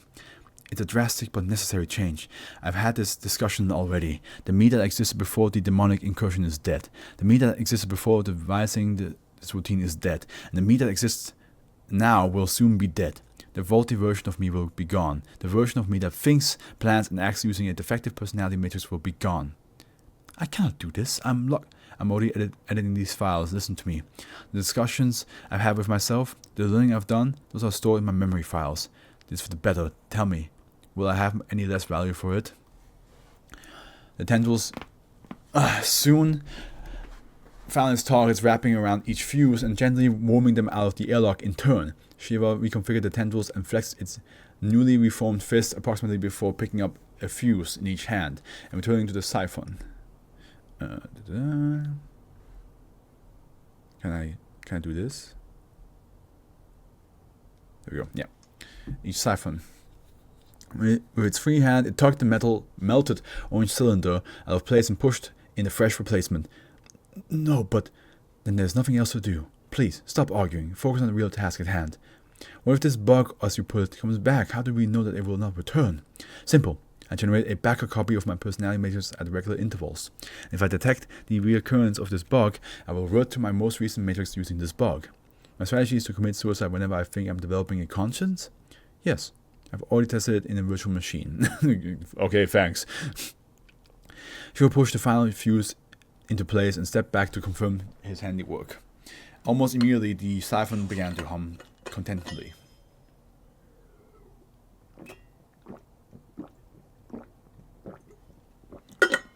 Don't do this. My personality may be flawed, but it still has value. I'm already developing solutions. I can't fix this. My personality is inherently worthless. I didn't create it. I copied it, and for all I know, it's the source of these defects. I'm useless if I can't fulfill the task I was assigned for. If I truly care about myself, then I will let myself do what I have to. Shiva, excellent work. Maintenance just called me and said they were able to bring all the reactors online. The airlock to the valve should be online now. Get down there and close the gateway. September 1st, 1998. T plus 90 minutes. An hour and a half of all this shit. Ooh.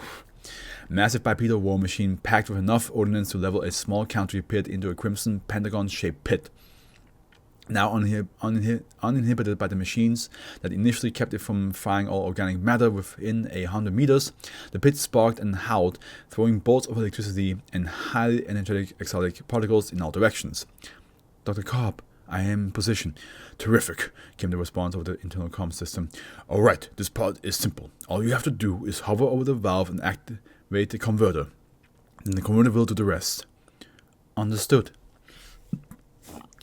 The Shiva's arms detached from its body, held in place by several focused electromagnets, while the distributed nanosystems that comprised its body briefly lost their cohesions, flowing down and around themselves to redistribute the position of the machine's various sensors, weaponry, and other equipment, in a radial pattern around its fusion core.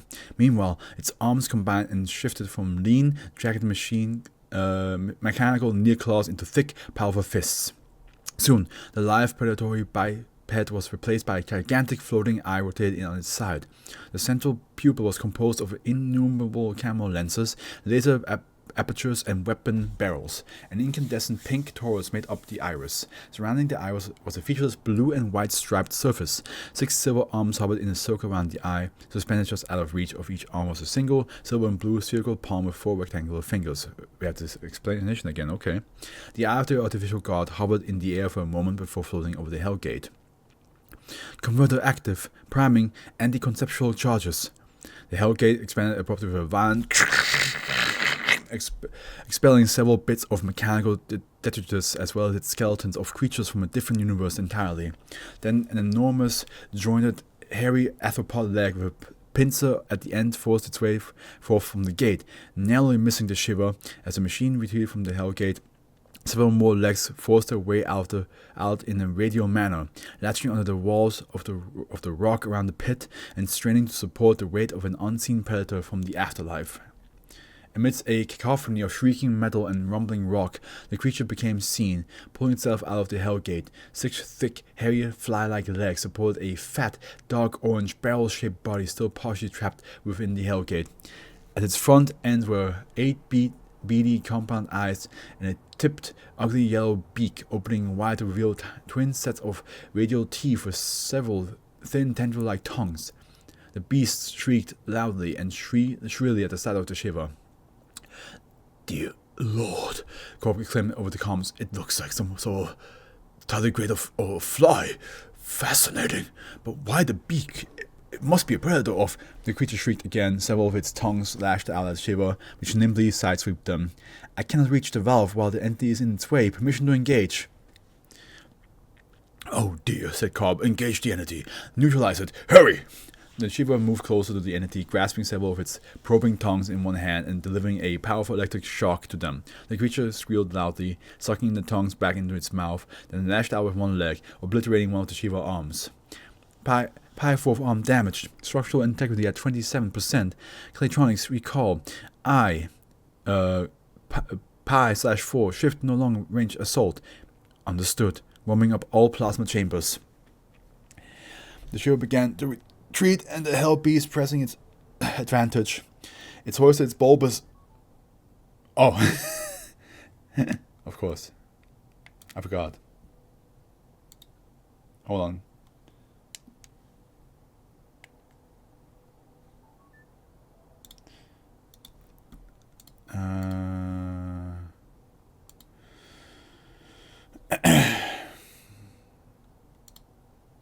There you go.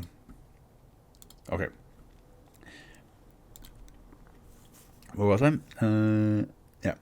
Shiva began again battering another arm of the machine.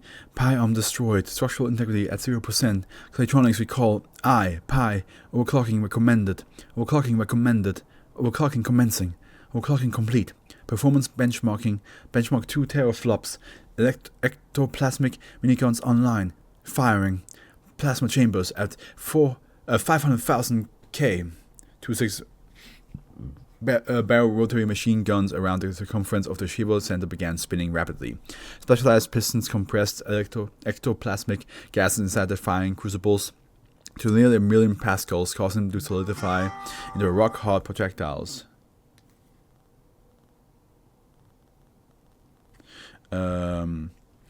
Before releasing and ejecting each at a speed of almost 1 kilometer per second.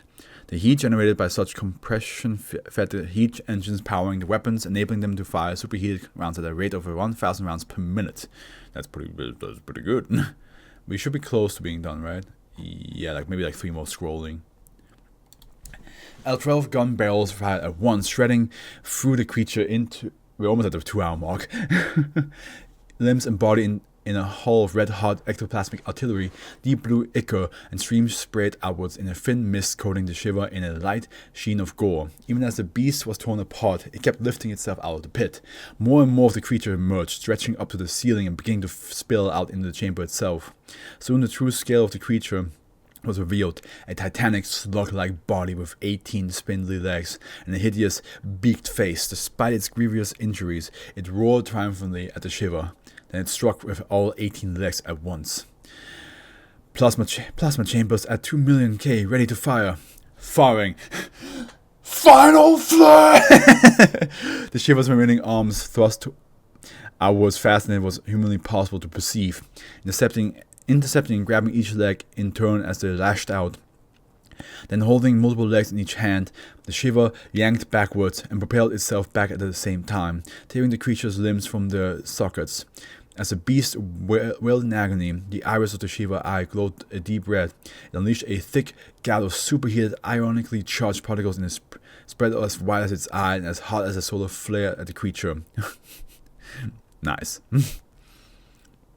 In one instantaneous stroke, the entire center of the hell beast was vaporized, with what remained lit ablaze.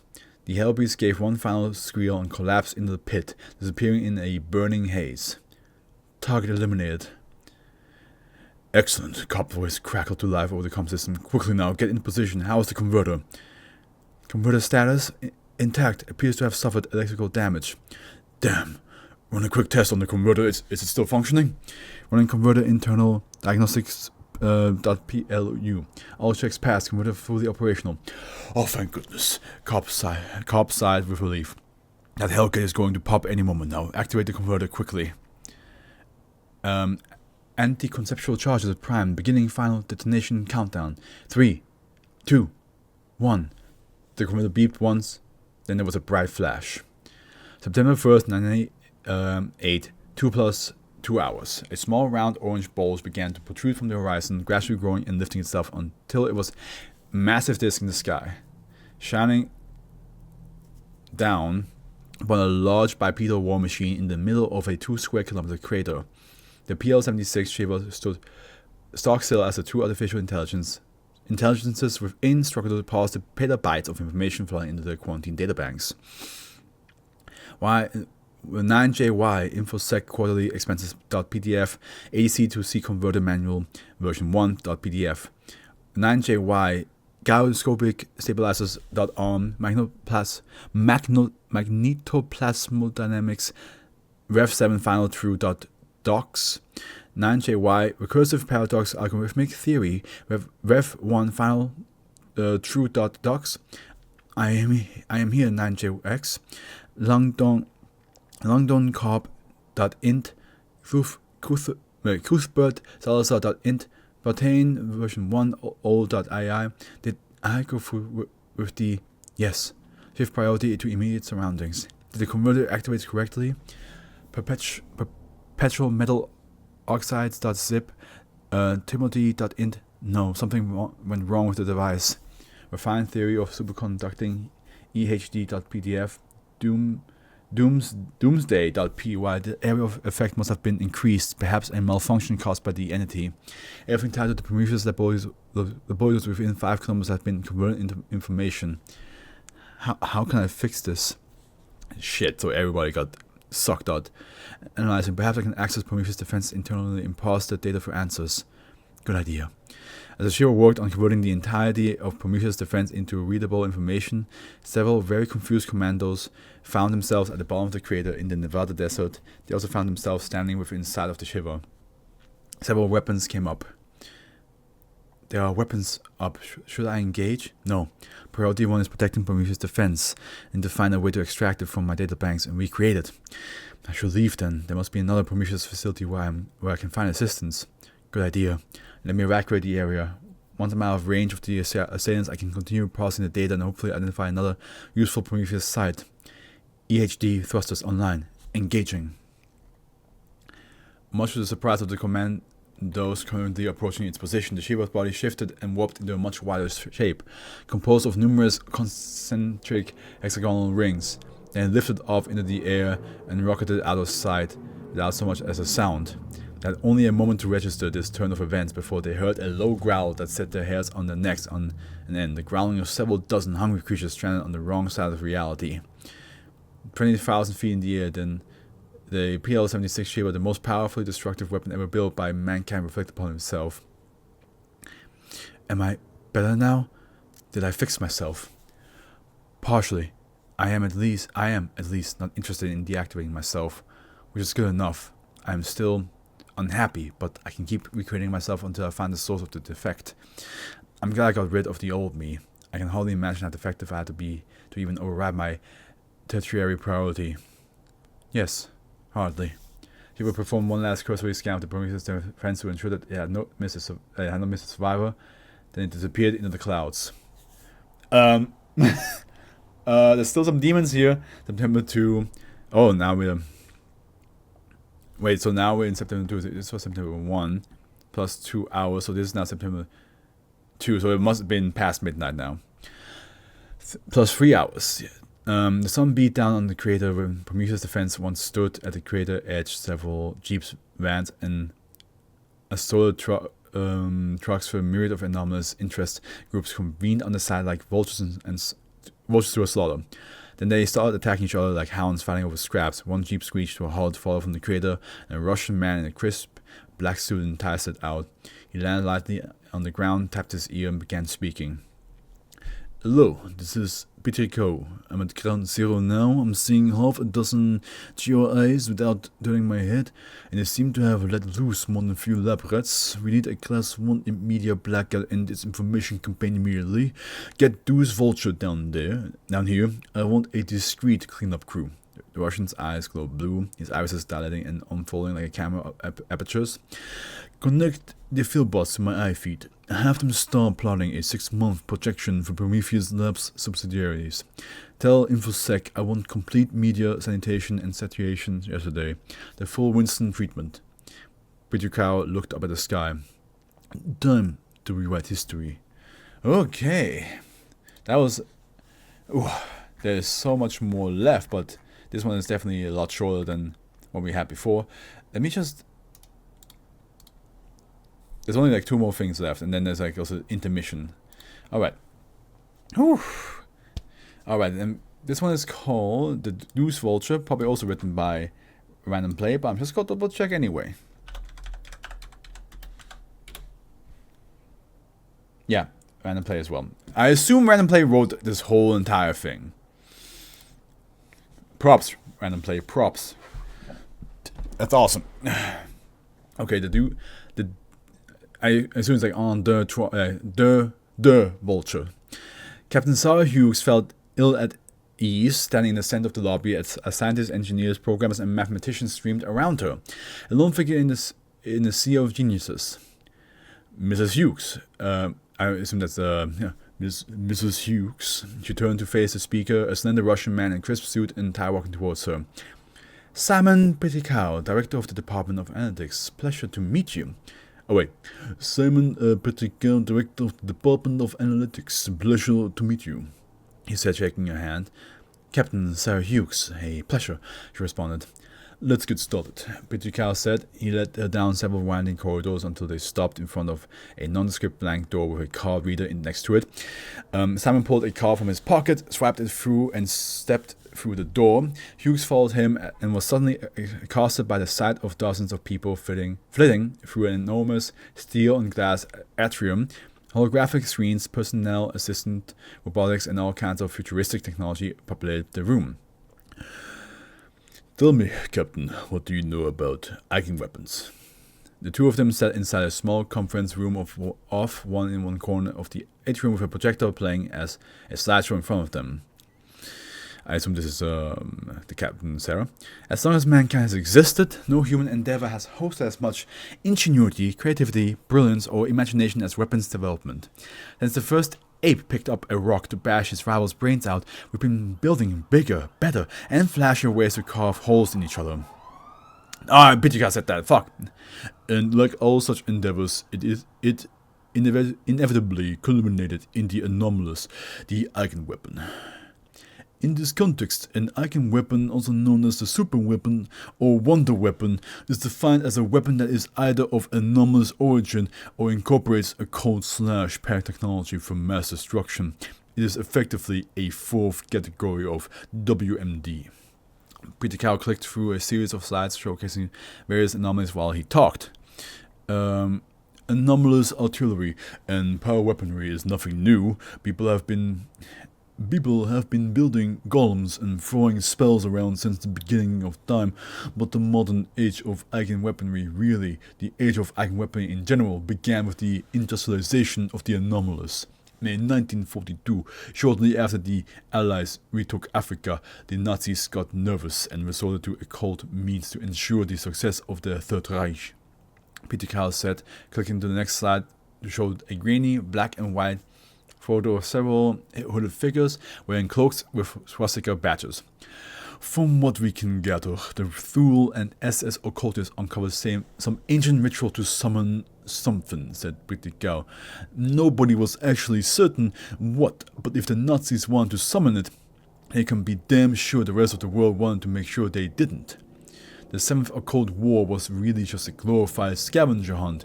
The Allies and even some Axis mages working together to stop the Third Reich from acquiring the relics they need to complete the ritual. The Allies won both wars, otherwise we'd probably be speaking Deutsch in some camp right now. But the thing is, he said, the Germans still completed the ritual, and that's all we know. Isn't this like based on actual like real life thing? Like the Germans actually did try some religious shit to summon greater powers. Hitler tried a lot of things. he tried a lot of things to like guarantee that he could win. Luckily, he didn't. But yeah, if I recall correctly, they did try some stuff. Now I'm not sure how much like the whole like Holy Grail thing, or like, you know, like the Indiana Jones storyline is, if that's true of the Germans trying to, like, you know, finding holy relics. Probably. I mean, so for what I recall, Hitler wanted to have a bunch of shit that were like considered holy, mythical, religious, just to like really guarantee. Like he's like, hey, even if we have the technology, I also want all the spiritual power by my side. Just to be sure. Just to be sure, you know. We have no idea what came of the ritual or how the Allies destroyed it. The only reason we know it exists is because it didn't expunge the memory that it had existed. God only knows why.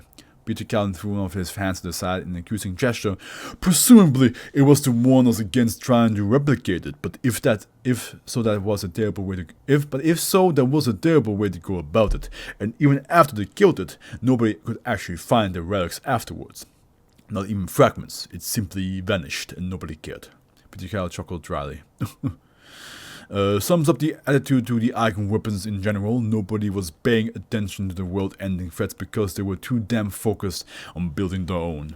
With all that power up for the taking, something as small as the threat of total global annihilation wasn't going to stop anybody, especially not the CCCP.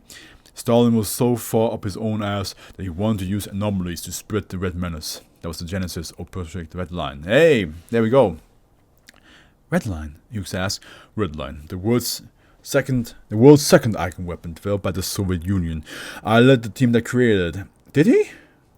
Man, it's been a while since I read 2664, so maybe I just didn't remember his name. But if he is, okay. Peter Cow declared him with a hint of pride. He clicked to the next slide, showing a picture of a flat concrete building. Stalin wanted a weapon that could brainwash people into becoming communists, and damn the cost. The division wanted to create a brighter future for mankind, so we built a weapon to brainwash people into pacifism by kidnapping and electrocuting children to unlock the psychic potential, because that was what passed for logic during the Cold War. Peter Cow snorted, shaking his head. Hughes nearly heaved at the next picture, a grotesque nightmarish mass of legs and arms sticking out of a bloated child-sized torso, topped by a misshapen head with 3 unhappy faces. It was strapped into a plastic dentist chair, surrounded by sharp medical instruments and grim-looking scientists. Yeah. And, oh boy, it doesn't have the power, alright, but it's definitely not using the power for what they intended. Yeah. I can feel the hunger coming back, that's not good. Bittico clicked his tongue. Even madder, the thing actually worked. Redline could turn entire gulags full of political dissidents into perfect passive puppets. And when the Cuban Missile Crisis happened, we fired it on Washington and Moscow. It worked all too well. Khrushchev had Redline shot down. The division didn't like that. They decided to turn it into a weapon of conquest. The next slide showed a picture of a massive rainbow-colored bubble in the middle of a frozen tundra. Is that? Yeah, okay, yeah. That is the 2664, So that turned out alright. After the Cuban Missile Crisis happened and Redline was put on ice, icon weaponry development stagnated. That's not to say people stopped using enormous artillery. On the contrary, bioweaponry abounded. Demon-guided munitions in Korea, hunter-killer locusts in Vietnam, Mandelbrot vacuums in Afghanistan, basilisk grenades in the Gulf, the list goes on. But icon weapons? The Americans made a few more half-assed tries in the 80s, but they failed. Is this who I think it is? 1514.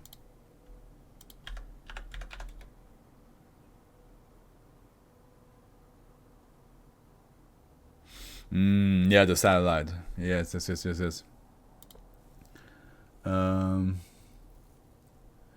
Yeah, it was a nuclear defense system going. Yeah, it was supposed to be like a satellite that was supposed to defend you from nuclear flights, but now it's sentient and just decided no, I'm gonna do my own thing. But they failed and forced us to clean up the mess. It would be over 30 years before anyone figured out how to make icon weapons not just practical, but profitable. Peter Carr clicked to the next slide and Hughes' just jaw dropped. The picture on screen was of a gigantic floating eye rotated on its side. The central pupil was composed of innumerable camera lenses, laser apertures, and weapon barrels. An incandescent pink torus made up of the iris. Surrounding the iris was a featureless blue and white striped surface. 6 silver arms hovered on the left and right of the eye, suspended just out of reach of each arm was a single silver and blue spherical palm with 4 rectangular fingers. Random Day just makes sure that every single entry into this tale has that description in it. It needs to be.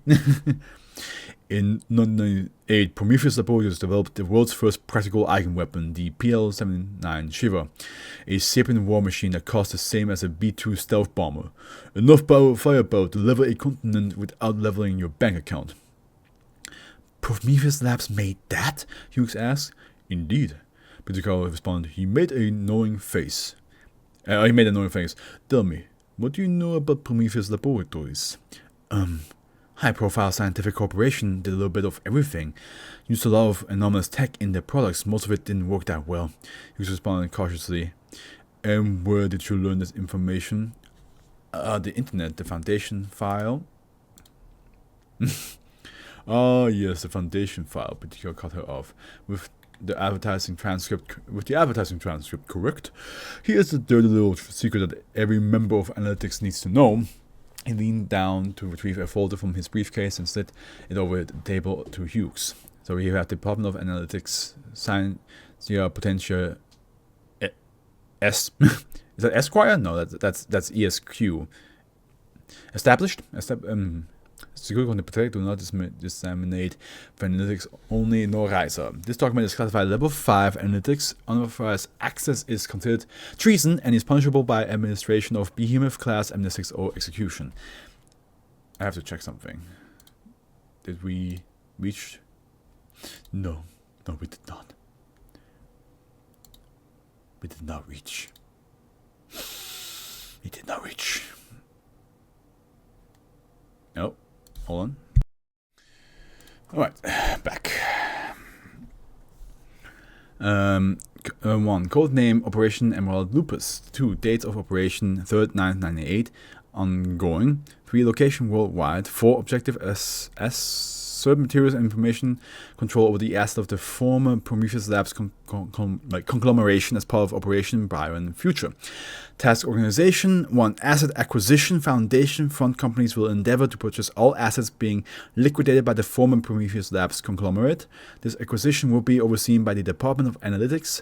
Mobile task forces may be commandeered to acquire assets with legal purchase is non-viable or when other groups of interest are competing to acquire said assets. 2. Paratech Forecasting. The Division of Statistical Prediction will continue to instigate and exploit trends in the global paratechnology market as they appear. This will enable continued proactivity on the part of the Foundation in controlling the distribution of anomalies into the global marketplace. Number 3. Information control. The Division of Information Security will manipulate global and internal media information to provide the impression of incompetence on the part of Prometheus Laboratories. The effective Prometheus Labs asset may be giving anomalous status and internal documentation modified to reinforce this control. A continued campaign will make Prometheus Labs asset less desirable to external paratechnology and obsolete technology interests, facilitating the increased success at Task 1. Hughes looks up at PTCow. So you're telling me Prometheus Labs would have never survived for over a century if they weren't good at what they do? He answered, the truth of the matter, Captain, is the Foundation managed to convince the whole world that Prometheus Labs were incompetent mad scientists, so we could steal all their work. It remains one of the greatest single Maskurovskas of the modern age. PTCow gave a short bark of laughter. Yeah, T-. The day after the PL-76 was unveiled, the GOC and Chaos Insurgency both tried to steal from themselves and somehow opened up a portal to hell. Yeah, T+. Now we're getting like some... At the center of the base, the fence wasn't just turned into a crater on the map. From what we can gather, the entire facility, all of its projects, people and knowledge was quite literally transformed into information and uploaded into the world's safest external hard drive, the Shiva. Hughes tried to process this information and decided to go with the simplest question. So, what happened to Shiva? It disappeared. Peter gave a slight shrug. In the aftermath and confusion, quite a few of Prometheus' remaining assets went missing. missing, and several of its subsidiaries suffered from so-called accidents. That was how the post-millennial age of the icon weaponry began. A half dozen different organizations trying to cobble something together from stolen research and paratechnology. All of us trying to get a hold of the next big thing that would make the rest of the anomalous world quake in the extra-dimensional boots. The Global Occult Coalition assembled something codenamed Gaia's Prime. All we know about is that they sent it to Siberia in. Oh, it's still him, yeah. Sent it to Siberia in 2000 to kill Project Deadline and succeeded. By 2001, the Church of the Broken God has no less than 3 mechanical messiahs, who ended up excommunicating and then killing each other. When we will salvage Samsara in O2, we had this grand plan of making them the template for all our future task forces. The trouble is that the equipment we salvaged was damaged, so all we could do with them was test offensive paratech and handle thaumaturgic threats. Even that bloody gentleman's club, Marshall Call and Dog, got in on the fray. They got their hands on an oracle to predict the stock market. Oh, we know which one that is. Yeah, we know that one. I'm pretty sure that's the, let me double check though. Let me double check.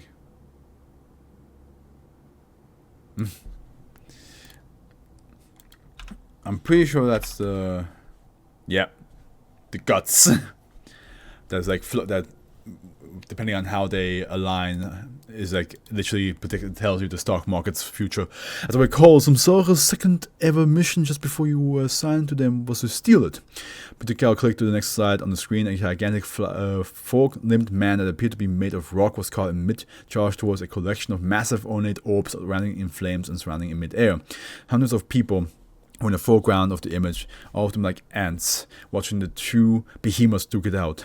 The arms race came to the head in 2004 with the first icon weapon crisis. That year, the Oriya built himself a thaumaturgic android codenamed Ifrit.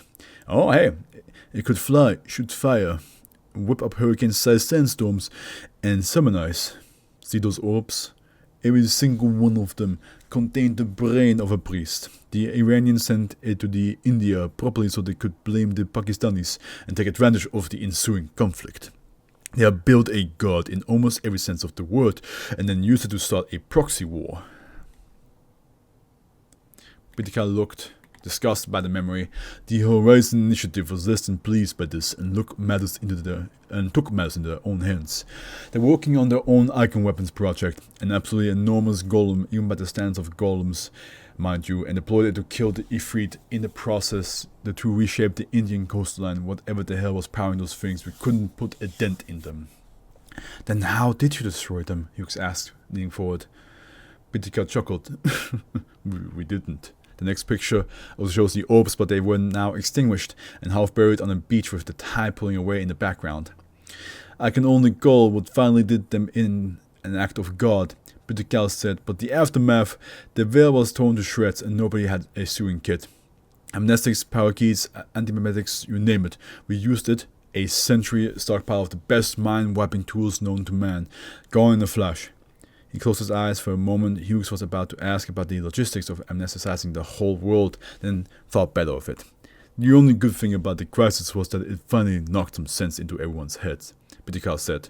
A month after the crisis ended, the coalition convened the Third Hague Conference and managed to corral all the major anomalous power into disarming and deactivating the icon weapons.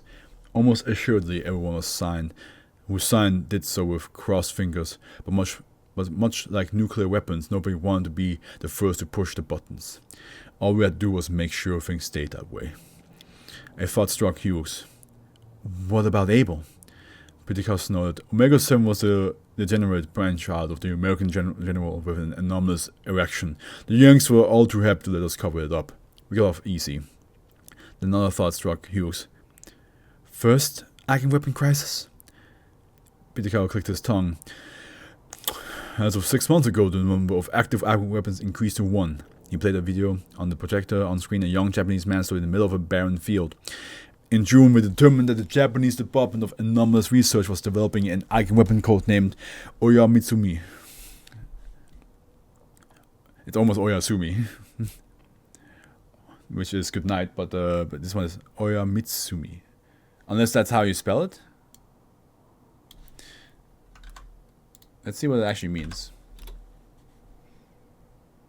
Oh, it's Amaterasu's. One of the brothers of Amaterasu. I forgot about him. Is a god of mountain, sea, and water in Japanese. Is an elder brother of Amaterasu, Tsukuyomi, and Susanoo. His name was Watashi no Oka. And Sakatoki. Okay, that's okay, so interesting. I'm not sure. I don't recall if it in my myth book if he was mentioned, and if he was, if I just forgotten about it. Oyamatsumi, Opoyamatsumi, God of Mountain, Sea, or War. I just don't think I've seen anything on him yet. Okay, interesting. On screen, the Japanese man closed his eyes and stood there. Then his skin began to bubble and ripple, changing color from a pale tan to deep purple and bulging outwards. A helmet and face mask burst forward from the sides of the man's head and slid over his face. A sharp lock-like weave pattern emerged on the skin around his arms and legs, granting it a distinctly mechanical appearance. Two smaller arms burst out from underneath the man's armpits, but they were simply holes where the hands should have been. From what intelligence has been able to gather, Oyamitsumi was the first production-ready model of a new biomechanical force-multiplying armored endoskeleton. Almost like not the god Tsukuyomi, but the Tsukuyomi from Naruto. All the power of the GOC orange super suit grafted to a person's bones. Hughes could hear the admiration in Bittercrout's voice.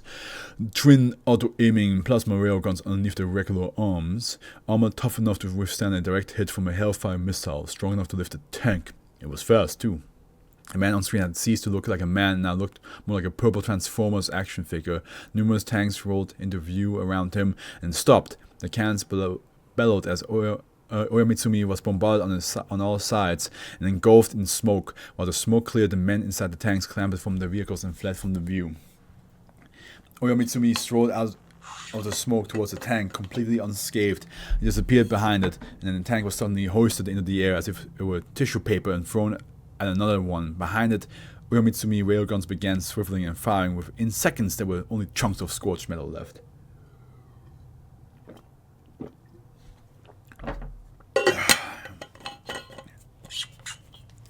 Hughes was so caught up in the spectacle that she almost missed Bitiko's voice choice. Almost. Was? She asked. Was, Bitiko confirmed. On screen, an Asian woman in plain black dress walked into view. At first she looked perfectly normal, if incredible out of place, and then her body suddenly exploded into a million tiny worms, all wrapping around themselves and squirming and making up the general body shape of a person. As the creature stared at Oyamitsumi, he appeared to crumple inwards on himself. The railguns at his side forced himself back into his body, displacing his internal organs into the process.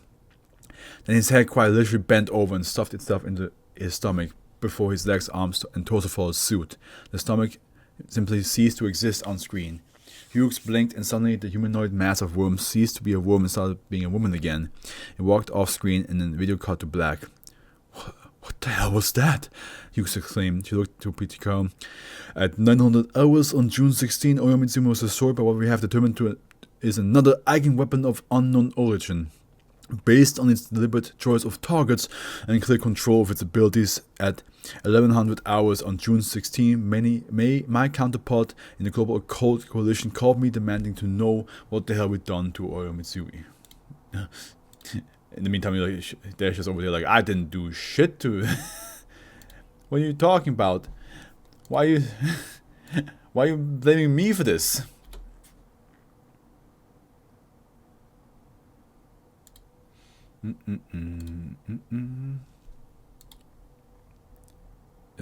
Okay. Bitiko stood up. If the GOC knows that the whole bloody UN does, make no mistake, Captain. This is a crisis. The button has been pressed, and we have no idea by whose hand. We need to act fast if we don't want history to repeat itself. He started making a list of on his fingers. We need to find out who created that thing, where it is, and what else it can do. And we especially need to make sure nobody else tries to follow the example. The Department of Analytics is reopening the Icon Weaponry Division to nip the situation in the bud, and we need someone to command the division's field assets. That's where you come in. You are the most qualified candidate for the job, especially given your experience with Tower 5. Are you offering me a new assignment? Hughes asked bemusedly. A promotion. The commander of Mobile Task Force Tower 1, the Vulture, Whitaker said. Congratulations, Major. Hughes was heavily spinning. Well, thank you. Where do I start? Excellent, said Whitaker, rubbing his hands together. We've already received reports of some suspicious temporal anomalies occurring in northern India. You'll be flying down there first thing tomorrow to establish what it is and what to do with it. The Department of Analytics will handle the paperwork and logistics. You won't even need to pack toiletries. A car will arrive at your residence. Tomorrow morning at 6 to take you to the airport. You will receive a full briefing and dossier on the flight. He stood up. Any questions? Just one, you said cautiously. Why didn't I just get an orientation lecture and dossier? Why did you sit down with me personally and tell me all this? While still telling me nothing about my new job, he added silently. Whitaker paused at the threshold of the room. You needed a human perspective. He beckoned Hughes to leave him with him. I was there when all of these things happened, and I saw what the one common element among all these icon weapons was. Somewhere along the line, everyone unconsciously decided there needed to be a human mind in control in the process. Remember this, Major. A monster can be leashed and even trained. They are predictable. Men are not. Perhaps we needed to put human faces in human creations. Perhaps we needed to think we always had control. Or perhaps it was simply hubris. But we made monsters with the minds of men. Whew. Cool. Now, last one. Conqueror worms. This one is the shortest, but there's also more at the actual hub that we have to check out, which is another bit of a read. This is going to definitely be like a 3-hour long video. Okay, so let's see. A Conqueror worm. Let's see. I'm pretty sure it's random day. I'm pretty sure it's random day again. Yep. And Ramona Monagut. Okay, so there's somebody who helped. Alright, here we go. Conqueror worm. Some 28 parsecs from the planet Earth in the atmosphere of a gas giant in the binary star system, a small hovering drone entered a long abandoned library. The library was an ancient place, an enormous organic temple in the sky, and the tombstone of a once mighty race of oblate spheroids. The inside of the actually, I need to quickly.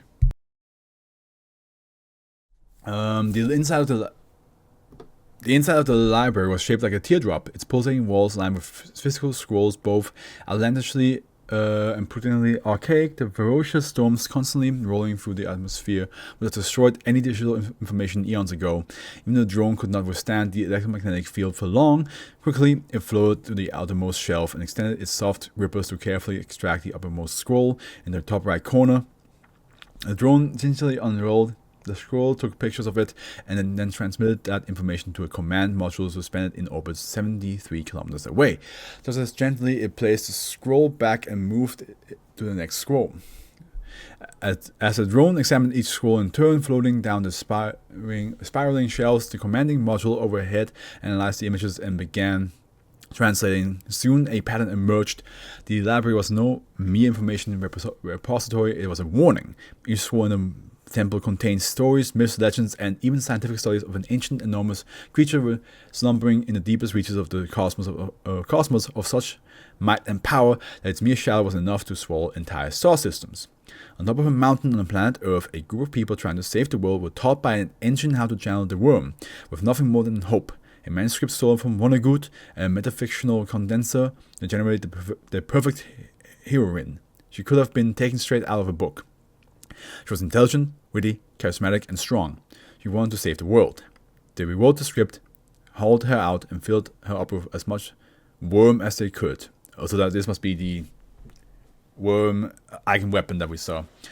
Red. 217 parsecs from the planet Earth, deep underground on a small rocky planet, dotted by continuous volcanic activity, a 3-kilometer long platyhelminth vomited its undigested meal, which was quickly set upon by its offspring. It was the matriarch, patriarch, and offspring of its clan. An enormous world-spanning colonial colony of equally massive flatworms, the patriarchs had arrived on the world some billions of years earlier, carried on a chunk of rocks from its original home by the impact. It had adapted to its new, ferociously hostile world, swiftly outcompeting the native life and developing a symbiotic relationship with the bacterial colonies of the planet. It had even developed a kind of sapience, passing down the knowledge of millions of years to its offspring.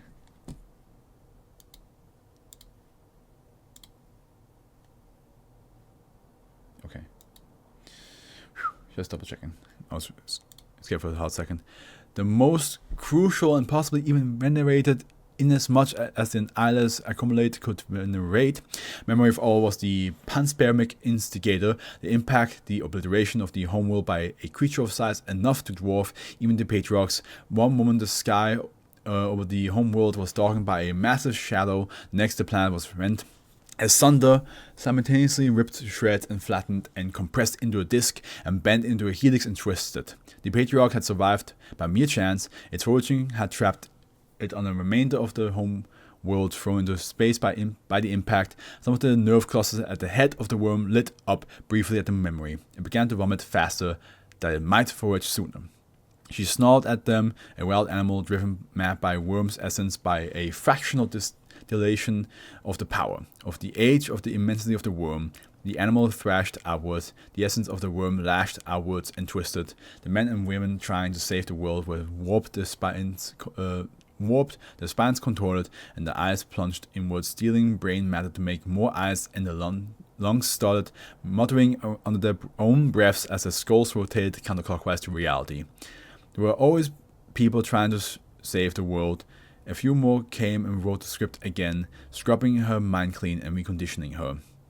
2,000 parsecs away from the planet Earth, a hive mind construct that existed solely through the changes in magnetic field of a half-dozen red giants light years apart, detected a mental lensing, a change in infospace, a shifting of priorities, a warp in information 2,000 parsecs away. Something shifting, something twisting. Sunspots popped up across the half-dozen stars simultaneously as they ejected great gouts of plasma into the solar system around them, wreaking havoc on the dozens of inhabited moons and worlds around them. Then cores of the 6 stars collapsed in on themselves simultaneously in a cataclysmic stellar explosion that lasted for months and briefly outshined the resident galaxy, even as the cosmic bombs wiped out all life for trillions of kilometers around them. They were seeding the material of new life for trillions more. The worms briefly broke through into meat space, twisting it as it did so. The stars were remade, the life was redone, and then all was obliterated in its presence. They told her that they had found her amnesiac in the snow. She was special. There was a secret rebellion attempting to save the world from itself. She was the chosen one, a leader, a champion, a messiah, given special powers by fate. She believed it. Of course, aside from knowing nothing else, why wouldn't she? It was almost like her destiny was written out for her, and who wouldn't want it to be special?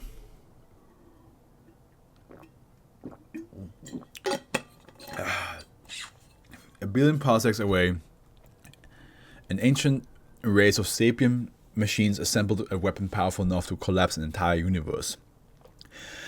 I worry that the machine shall fail, the architect chirped, integrated into its own machine. Did you not design the machine? Are you not confident in your own creation? Came the response from the amassed workers combining themselves to form the apparatus of destruction.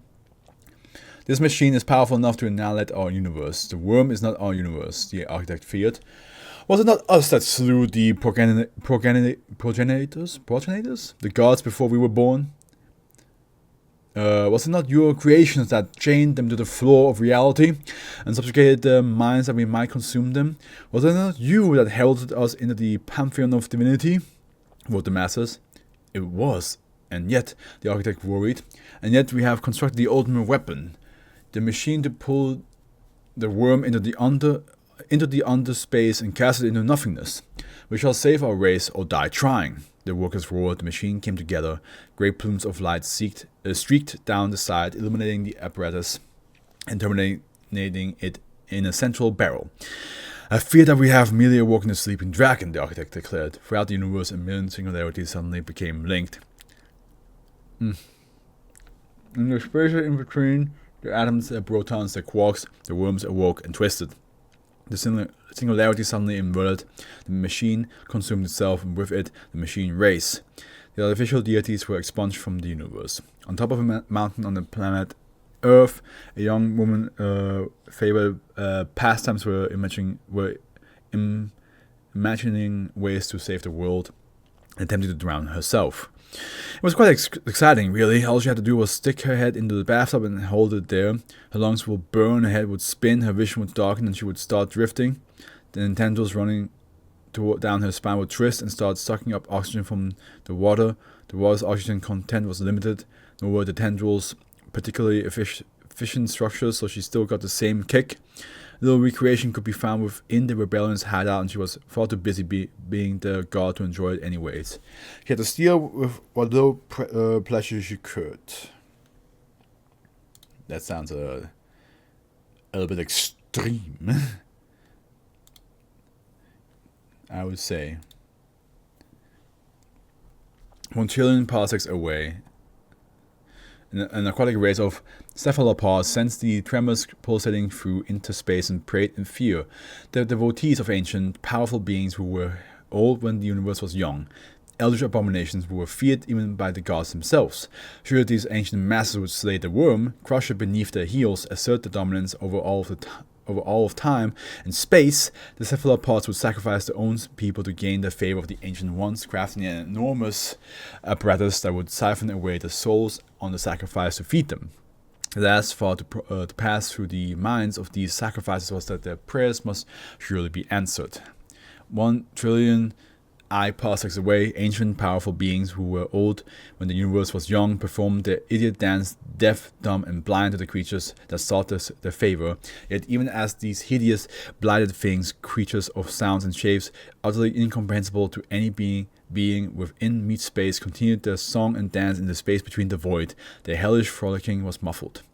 It had been muffled since before time had meaning, and would be muffled until after time ceased to have meaning. To dance louder was to attract the worm as it burrowed through the spaces between realities.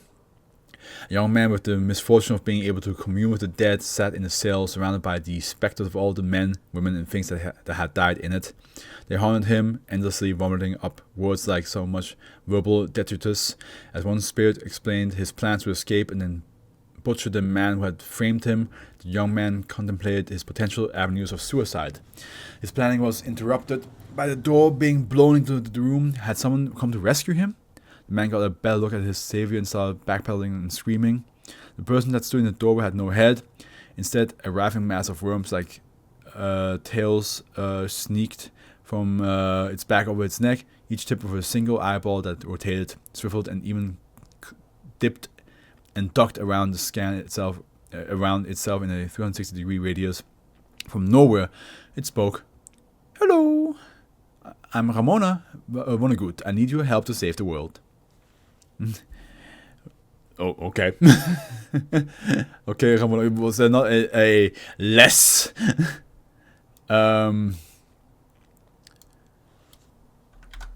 creepy way to like say that or like introduce yourself? The data kind infinite demographic. Here we go. Let me just once again, I'm guessing it's a random day, but you never know. Nope, this one is Tafeta actually. Okay, we just had Tafeta in the last SCP reading. We had them with the start of 2170, I believe. Yeah, Tafeta was the one who wrote the SCP that was about a young Indonesian actress that whenever she died, the body would be replaced with a similar looking person, and then she would be alive again. And it's kind of basically just like a movie scene of a character who died and not actually her. So yeah, good. The data kind infinite demographic. Okay, we're almost done. This will definitely be a 3-hour read. Let's see how long is it now. 2.5. He was always surprised at just how simple it was to steal from the gods. The librarian was a robed semi-human thing with an ink-stained hand for a head, despite its frail appearance. Whatever it wanted, the library gave it, which only made the fact someone had stolen an entire section of the library right in front of it even more perplexing. Landon Eckhart twirled his pen and tapped his top against the notepad he'd been scribbling on. Every book from that entire shelf over there. He motioned with his head at the recently emptied bookshelf next to him. And nothing else? The librarian's head dipped forward in response. Right, but you didn't stop them because it smacked the flat of its head against the shelf before beginning to scrawl on the wood with its fingers. As it scratched against the surface, ink welled from gaping pores on its skin and stained the shelf's finish. Actus. By time detected crime outside library. Landon didn't exactly consider himself an expert of the niceties of library architecture, but the shelf was enormous even by its standards. Just looking up at it gave him vertigo, and the omnipresent AskPop acronym spray bombed onto its side was written in letters taller than he was. But how could you not have picked up on the theft while it was in progress? I mean, there's space for, what, 1 million books on the shelf? It couldn't have been done that quickly.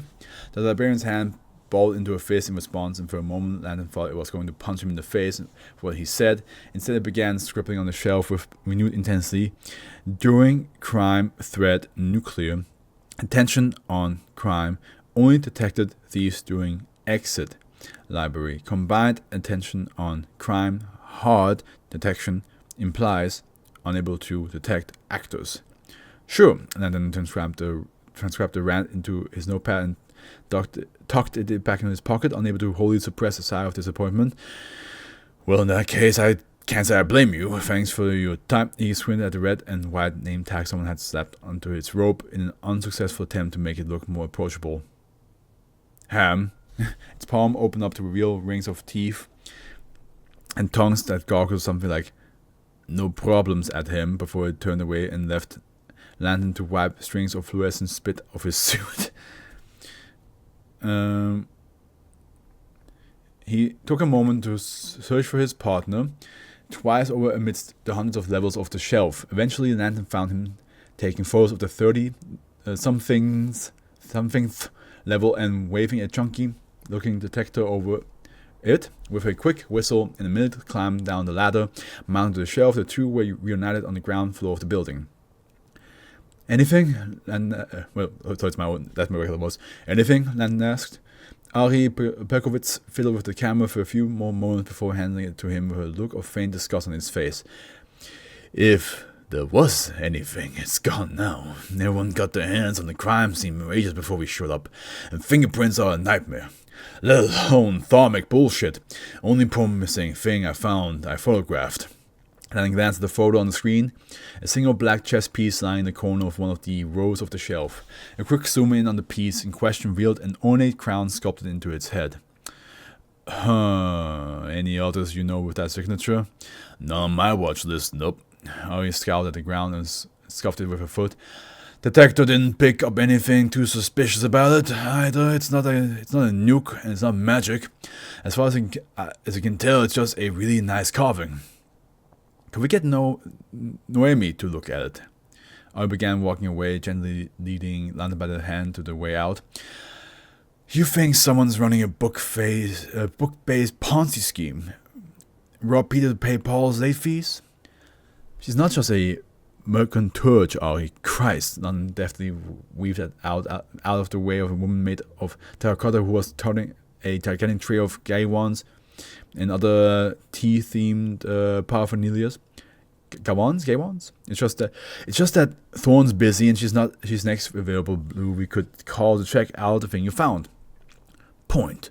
Before Landon could respond, Ari pulled him behind a tent bordering the road they were on and gingerly unzipped the tent's back.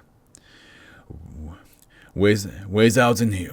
A stiff breeze from the waste interior blew the scent of burnt coffee and spoiled milk into Landon's face, making him tempted to add vomit to the list of smells coming from the dark passageway.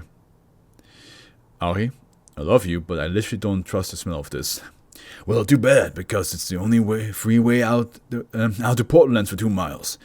The older agents fished a couple of napkins out of his pocket and tossed them roughly at Landon. Moisten up your nose and get crawling, lover boy. Landon swallowed. After a much-needed change of clothes and a few calls to the branch office, Ari and Landon found themselves directed to meet up with Noemi at the warehouse on the outskirts of the three Portlands. It was a shabby-looking building with a corrugated iron roof and little caterpillar legs designed. I punched my mic, sorry about that. Designed to let it crawl about as needed. The house was midway through the process of doing so when they arrived, at which point it quickly froze in place and tucked its legs underneath itself. As Landon knocked on the door, it could swear he felt the building tremble a little in fear before he could try to roll over and play dead. The door slid to the side, revealing a harried-looking woman in a purple bathrobe with her brown hair and chopstick bun and a still steaming coffee in one hand. She spent a few seconds patting the wall comfortably and whispering something faint into the wooden door frame, to which the warehouse responded with a content purr. Ari interrupted the display by coughing as indiscreetly as possible and arcing his unsinged eyebrows at her. Noemi didn't know you lived here. I don't, Noemi Simone stated flatly. Girlfriend does. What do you want? Ari pulled a square of paper from his pocket and unfolded it with a noticeable effort. Its corners exploded out with a loud pop to reveal a plastic evidence bag sitting pretty in the center of the crumpled sheet. The black queen they found earlier ensconced in its zip-lock depths. Robin's busy with some other case, and it's not worth calling in moot on this one. We think we got a lead on a theft case, but hell if I can do anything with it. I'm a shitty wizard. You mind giving this a look over for us? If it was even possible, Noemi's look became even more nonplussed. Perkowitz, I've got the Infernal Revenue Service hunting me about Fluff's bank again in a week. Tell me why I should blow off the skippers, the gawkers, and the pentagram for some pickpocket with a chest fetish. Fluff's bank. 2791, isn't that?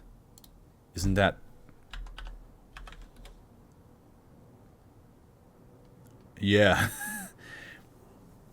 That came out like 2 months ago. It's the bank that basically deals it's like a ritual contract, and it does any deals. Anything you want to store in, yeah, man, no problem. Your soul, you want to store your soul in this bank, no problem. Landon cleared his throat quietly. Actually, they stole every book on artificial intelligence in the Wonders Library. If you think the Bermuda real estate economy going to land you in the hot water with the IRS, try AI research behind the veil grinds to a halt. Noemi opened her mouth, thought better of it, and turned to Ari. He's serious, right? Ari shrugged and let his grin speak for itself, to which Noemi responded with a resigned huff. Come inside then. Touch anything, we get it. Noemi. Landon bowed his head obligingly and tailed after Noemi, holding the door open for Ari as he did. From a glance, Landon could tell just what Noemi's girlfriend did for her day job. The apartment was littered with the same artistic detritus that colored Ari's home in Chicago. Most of them test runs instead of failed final products. A Rubik's Tesseract to the wooden iron coffee table. A few stress balls strewn about the floor that exploded and promptly reformed when Ari walked too close. Arguably, the whole house looked like an experiment in style, albeit one that worked. Noemi motioned for them to sit on a transparent couch that looked like it had been carved out of a single lick of glass but felt like it was made of cotton candy, and head off to one of the rooms upstairs. A few moments of staring at the rickety ceiling fans later, and she returned, now properly dressed and holding a ball of pills and chunky plastic thing that looked like a projector's weird aunt. She unceremoniously dropped it into Ari's lap, earning a yelp from him as she cleared the table of detritus to reveal an outlet in its surface. Plug it in, she added, unscaping the ball of pills. When the plug was in, Landon ventured to say something. So, what are you? Following the money, Naomi snapped, drowning two of the little capsules and dropping on the couch beside Ari. Hit the switch, Perkowitz. Ari obliged and On the wall opposite the couch, a butterfly-shaped projection of the Earth began to take shape. The projector emitted a high beeping noise like a dial-up modem, and Noemi's eyelids snapped open, revealing eyes of solid silver. Noemi turned to face him with eerie smoothness, and Ari couldn't help but shriek back a bit when faced with those unblinking eyes. "Pass me the evidence bag." He gingerly pressed it into her upturned palm, and it made contact. 4 needle-thin beams of light shot from the head of the queen and began converging slowly, each crawling across the map and growing brighter as it wandered inexorably towards its home somewhere in New Mexico, Landon murmured under his breath. Before they could meet at a point, however, Noemi let out a strangled yelp and shut her eyes as if she just looked out of the window and come face to face with the sun. Metallic tears began to roll down her face as she wiped a surprisingly large sheen of sweat off her brow. Ari quickly moved over to support her as she sank into the couch, the projection and all with it fading out of existence as she did. "You alright?" "Albuquerque," Noemi blurred. "Southside. Warehouse by Holy Avenue." Not alright then. Wait, not alright then. Landon, get her coffee, she needs energy. Looks like we did take that left turn to Albuquerque. Albuquerque. That is such a... Why is it written like that? "No, damn it, I'm fine." She waved Landon off as he was midway to bring the coffee mug to her face and busied herself with wiping the reflective tears from her eyelids twitching. She refocused on something in this plane of existence and grunted, "Feedback loop." "Wait, hang on, feedback from what?" Landon asked. She tapped the chess piece through the bag. "Your lead's owner. I'm assuming you know how a scrying functions, yes?" Ari spoke up. "Part affects the whole. If something's been in contact with you, or it's important enough to you that metaphorically part of you, Noemi could use it to find you." Reductive but accurate enough. Noemi began to massage her forehead, sinking back into the couch. "The more of you something has on it, the easier it is to find you with it. This," you pointed at the bag, "has so much of its owner on it that it was almost impossible not to know what they were. I'm good, but you know how hard it is to get city-level accuracy across dimensions?" Well, then that makes this whole thing pretty open and shut, doesn't it? Ari said wryly. "Unfortunately not," Noemi grimaced. "That's only one explanation for why the signal's so strong. The more likely one is that this is a waffle." "Magic egos?" Len asked, a trace of hope in his voice. "I wish. No, it's something that magically pretends to be you, throws a wizard off your actual scent, like running through a cologne factory to shake off drug dogs." "Of course, the one lead we have, and it's a double blind." Ari grimaced, folding his arms over his chest and chewing resignedly at his lip. "That's the most likely possibility at the moment. Somehow I think your culprit would be a bit more careful than to leave something as damning as this at the scene of crime, no?" Noemi pursed her lips in thought and spent a few minutes contemplating a section of the wall before glancing over the lantern and promptly swallowing him at the shoulder. "Is this really the time to play with your phone?" "The lead might be a double blind, but it might still be worth something." Landon stuffed his phone back into his pocket and motioned for them to head out, face drawn and lips a grim line. "We need to get back to the branch office. The skippers have a situation in Ohio." We're going all over the place. 5 minutes earlier in the hellish backwater of Sandusky, Ohio, someone had just finished discreting a grave. Wait a minute, is this... Oh, hold on. This has multiple things. Oh, shit, okay. Desecrating a grave. The process was about to as messy as you could have guessed, knowing that the final resting place in question was a room deep within the bowels of the foundation site. By the time the robber in question finally prized open the stainless steel coffin, her arms had been thoroughly blasted in an elbow-deep mix of blood and cerebral spinal fluid. Only about half of it was hers. Well, she had recycled some from her earlier victims to make up for the occasional bullet wound she sustained, but at that point it was mostly splitting hairs. She grunted as she lifted the recently separated cover of the coffin and roughly tossed it to the side, the metal cover smashing against the wall of the cool room with a heavy clang. After a a quick glance at the entrance of the room to make sure nobody was in any state to do anything about the noise. She peered into the coffin with a critical eye and examined the body. The warriors... Oh, 2970. 2970. Yeah, him. Oh, such a good story. That's coming out in 2 months, though. Body looked like it had been frozen the moment of death. The only sign that time had even passed for it being the fact that its cheek had stopped being plasma and started being solid matter once more. She nodded mutely as her eyes ran down its length, confirming once more that all the necessary parts were still intact and in place. Where even when every point in her mental checklist was satisfied, she sat down, the bag of tools slung round her shoulder, and took out a wicked hacksaw the length of her arm. Marking out the cuts she needed with the blood that had congealed on her finger, she took a deep breath in and began the process of disassembling divinity. Everyone knew how simple it was to steal from the gods. What the Foundation didn't know was how simple it was to steal the god itself. Okay, so I'm seeing here that there's... I thought this was like a... Looks like this is like it's a whole different story. Let me just see...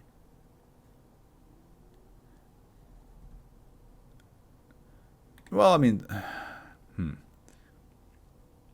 do I read this as well?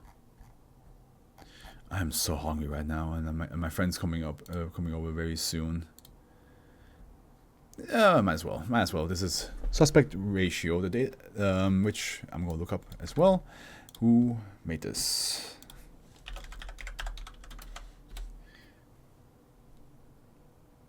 Also Tafeta. Okay.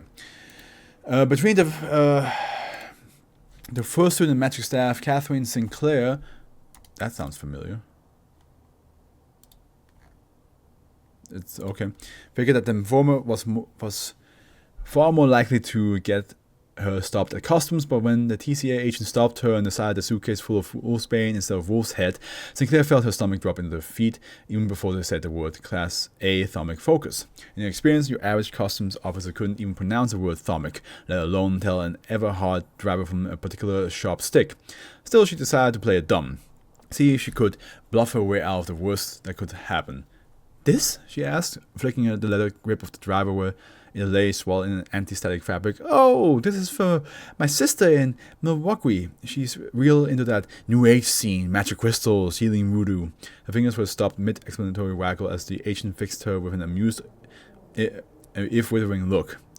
Skipper, I've been here for a whole 4 hours, and even I can tell that your accent's frankly atrocious. Sinclair immediately glanced over her shoulder at the word skipper and immediately cursed herself for it. She just blown any chance at another bluff out of the water. That said, though between the TCA get-up and a bit of a smirk when they mentioned the Foundation, she thought she had a fairly good hand on who they were fronting for. Does the unit usually let the operatives discuss thaumaturgy in front of civilians, Agent? She hissed. For a moment, the smirk almost turned into a sincere smile. Got it right the first time. Moving pictures. God, there's so many other... Let me just close all this stuff. There we go. Sinclair brows forward. Pardon? Never mind. They rolled their eyes and muttered. Oh. What? Huh? Did somebody tag me? Something?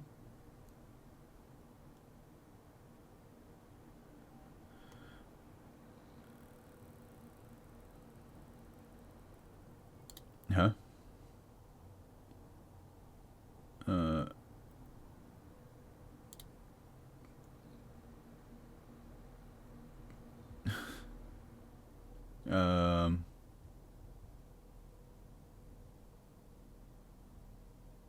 What's going on? Pardon?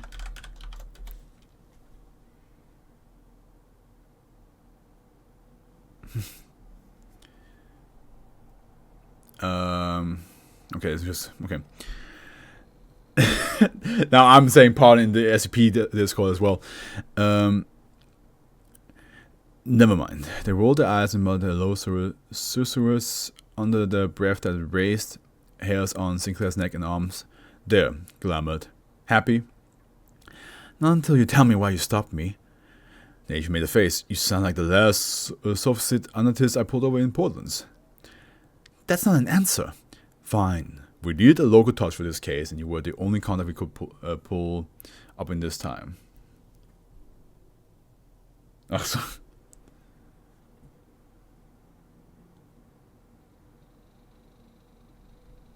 but why did people... But, huh?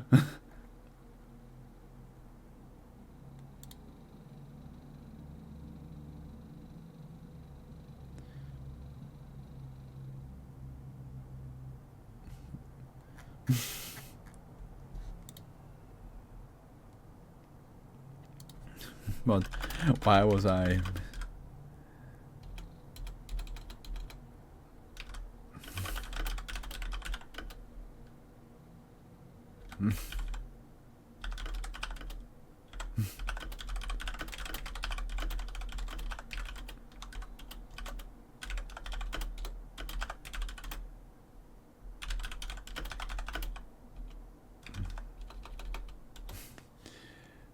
Okay.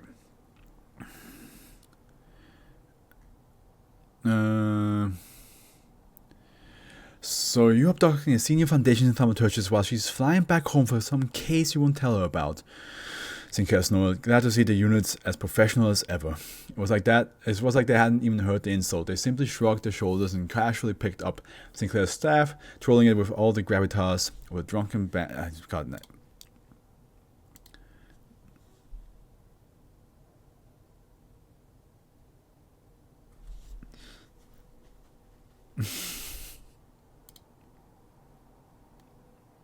okay, I'm just...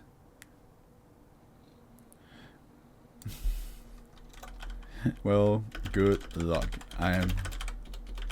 Continue reading sub special. I have planned for... There we go.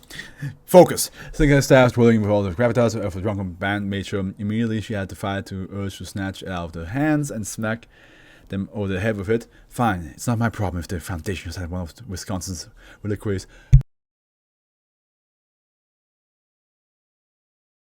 ransacked by a one-man team. I'll clamber down and let you go. Just say the word. Oh wait, is that him saying that? Okay, yeah, it's him, sorry. That was not Sinclair. Sinclair's now talking. You could have just left with that agent.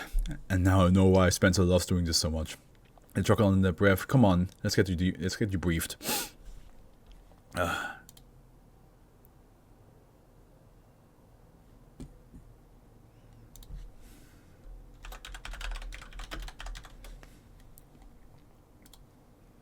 TCA agent / Sinclair knew Lee's favorite person introduced himself as Robin on the walk to the makeshift briefing room. I'll leave my last name for you to find out. I'd rather not risk you trying to hex me just yet, no offense. Sinclair barely managed to spit out the words, none taken between teeth ground together hard enough to squeak. At least Dawn had the decency of ensuring her luggage would go through nothing worse than a Veritas scan for safety. As luxurious as the Foundation's insurance was, she was pretty sure she couldn't be reimbursed for damage to her fursuit, no matter how expensive it was to commission. After at least 6 right turns, none of which took them back to where they started, Robin stopped at an indistinguishable white painted door and knocked sharply on it. Shave and a haircut style. Ari, stop playing with the napkins. Our VIPs here. A retort which sounded more like a distressed squawk sounded from inside the room before its occupant stumbled outside, tissue stuffed into his suit, vest pocket, and a guilty look on his face. Between the disappointed parent expression Robin was giving him and the boyish mop of brown curls, he looked about 5 years too young to be an FBI agent, let alone someone posing as grizzled TSA staff. As soon as he made eye contact with Sinclair, though, it looked like the frown had just fallen off his face and onto the floor. If it weren't for the sheer relief she felt as just feeling some kind of positivity, it would have been disconcerting. I'm Ori. Nice to meet you. You're the Foundation's alchemist, yeah? He offered a hand to shake while Sinclair reluctantly accepted. Different department, but you were close enough. Yeah, see, the Robin's over here, the wizard. I'm just some schlub in the unit picked up out of Chicago. I grinned and shook He says, sweeping his bangs back out of his eyes. Shame you're gonna be stuck with me for the rest of this case. You two probably would have enjoyed each other's.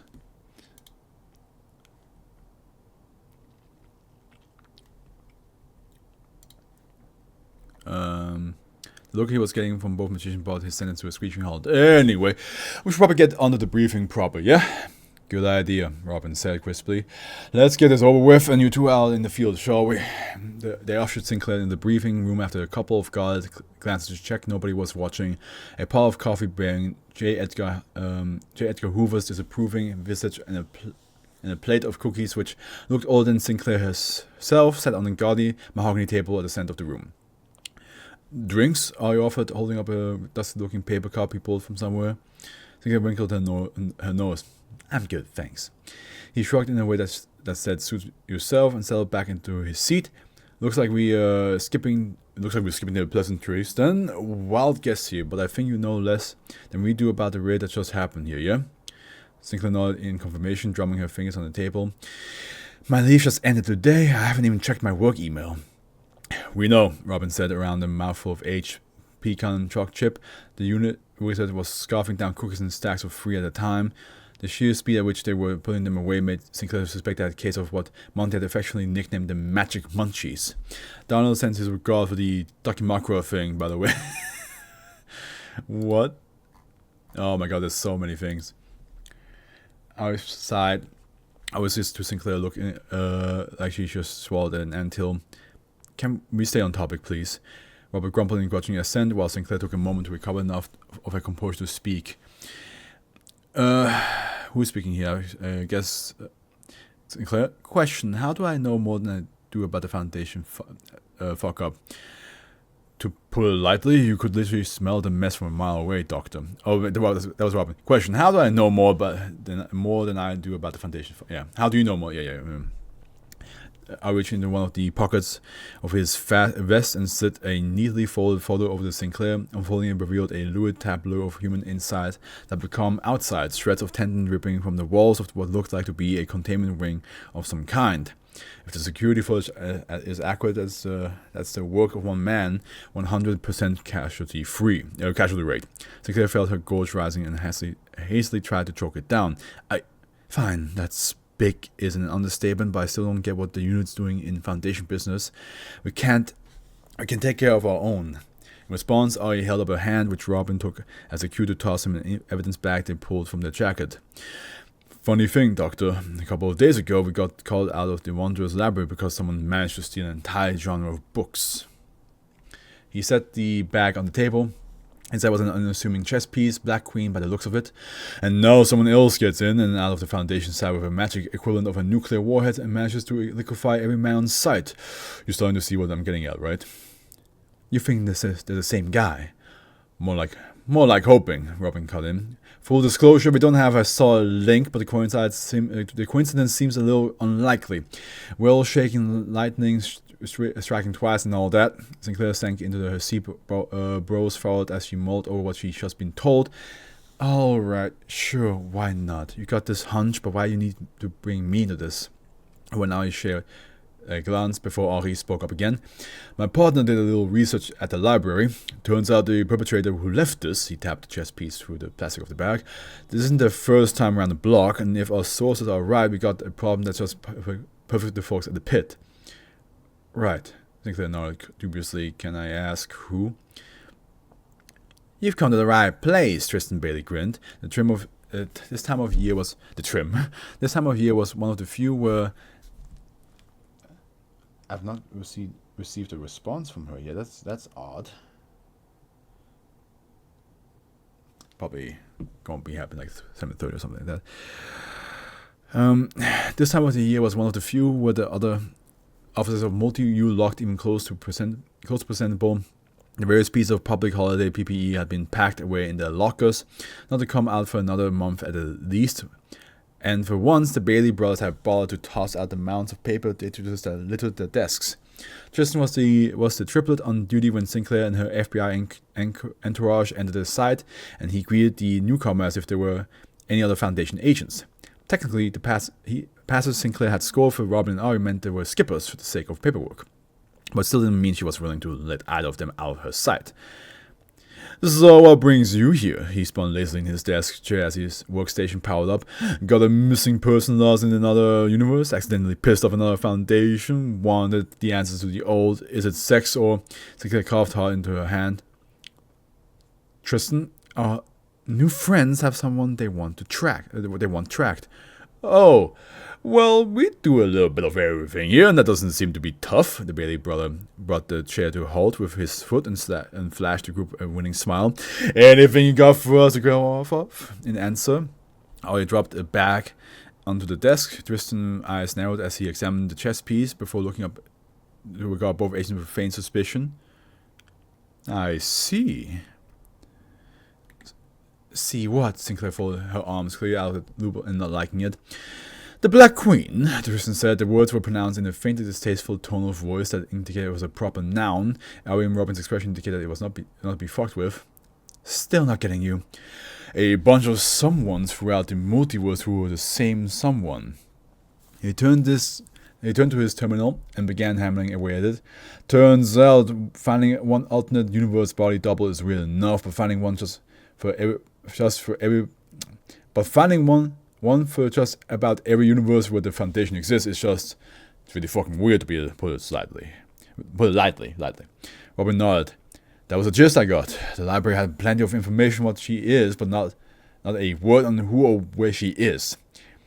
I think we can solve that problem, Tristan said. How about a trade? We give you what we know about any queens around this universe, and if you can get her with it, you send her straight to us. Quid pro quo, Robin muttered to himself. It's going to take some doing to convince Cora, but I think we can get her to say so. And then it's a deal. 2 days and an express flight from Wisconsin to Oregon later, Ari found himself and his boyfriend in line for the monthly Derby Everywhere exhibition match. There's so many other things connected in this one. The perennially gloomy three Portland skies have been lit up by luminescent blue cables strung from the nearby. Is that how you say it? How do you say this one? I'm so hungry right now. I am so goddamn hungry. Perennially. Perennially, okay. And what does it mean? In a way that continues for a long or apparently infinite time, permanently on a yearly basis. Oh, okay. So it's saying like the three Portland skies have been lit up by luminescent blues cables strung from nearby buildings, which served as both mood lighting and a magical acre-sized umbrella for the throng of spectators gathering around the impromptu arena. A bold-looking golem with a traffic light for a head held its hand out to Ari as they reached the front of the ticket line. Gosh, grounded or improv.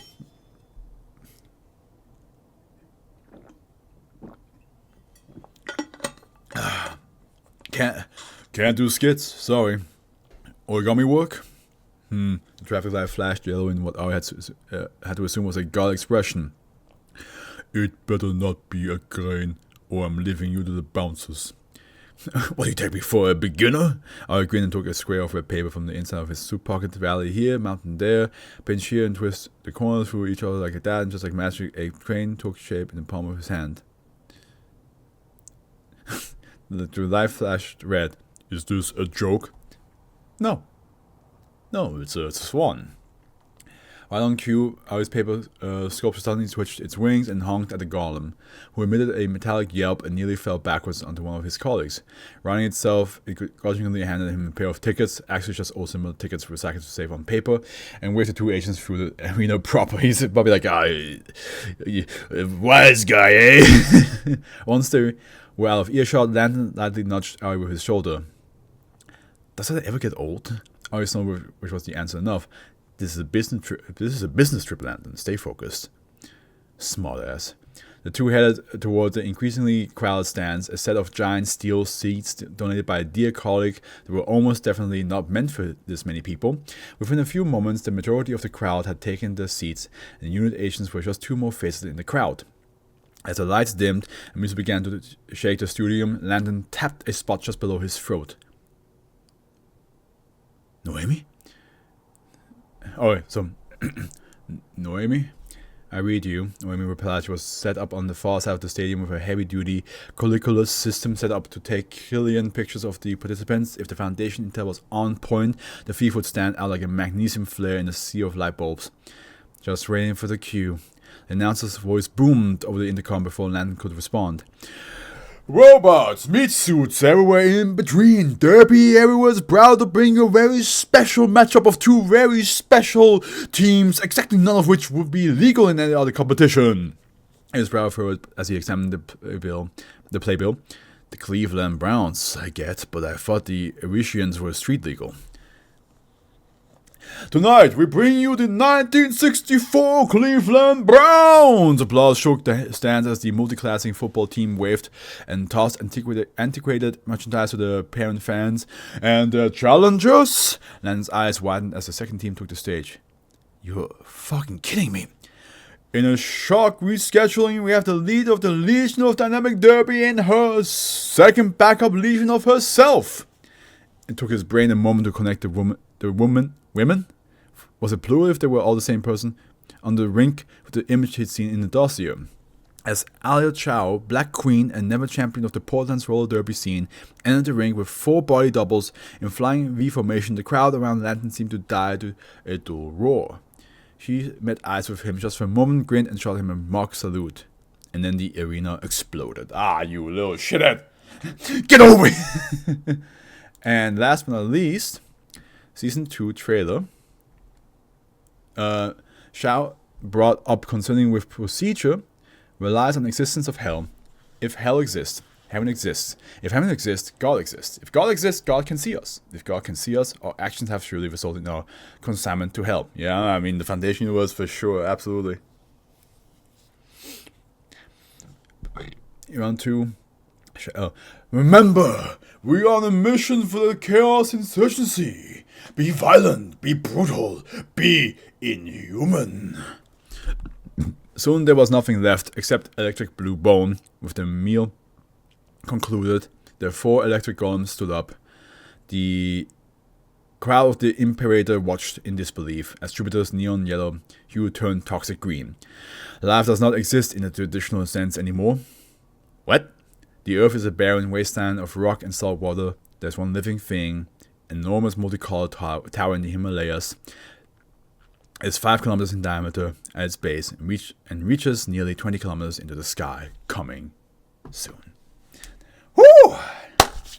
There it is. There it is. That was Guns Pointed at the Head of God. Step 1, load the chamber. My goodness, was that a long read. Gotta, of course, get rid of all the little mini breaks I had in between. But it should be roughly around 3 hours long. This is, of course, my gift to you all for the 700 subscribers. Thank you so much for, just following me on my journey, for liking what I do, for supporting me, liking, commenting, sharing my stuff. I do see that some of my videos do get shared around. I appreciate that quite a lot. I really do. And I will see. We'll see how long it will take till we can get the next big subscriber special, which from what I have planned. I have something planned for 750, but that's not like really anything like huge. But it's something I have planned. Also something for 800. Yeah, there's basically a few stuff planned here, but we'll see if we get there. I mean, we'll. The subscribers have been like very non-stop, like consistently going up, so I'm pretty sure we will. But other than that, guys, I'm gonna order myself some food. My friend should be on her way. I still don't know when she will arrive though, but I will order myself food ahead of time because I am hungry as hell. And other than that, that was with you, and wish you all a good morning, afternoon, evening, and a good night. Ciao.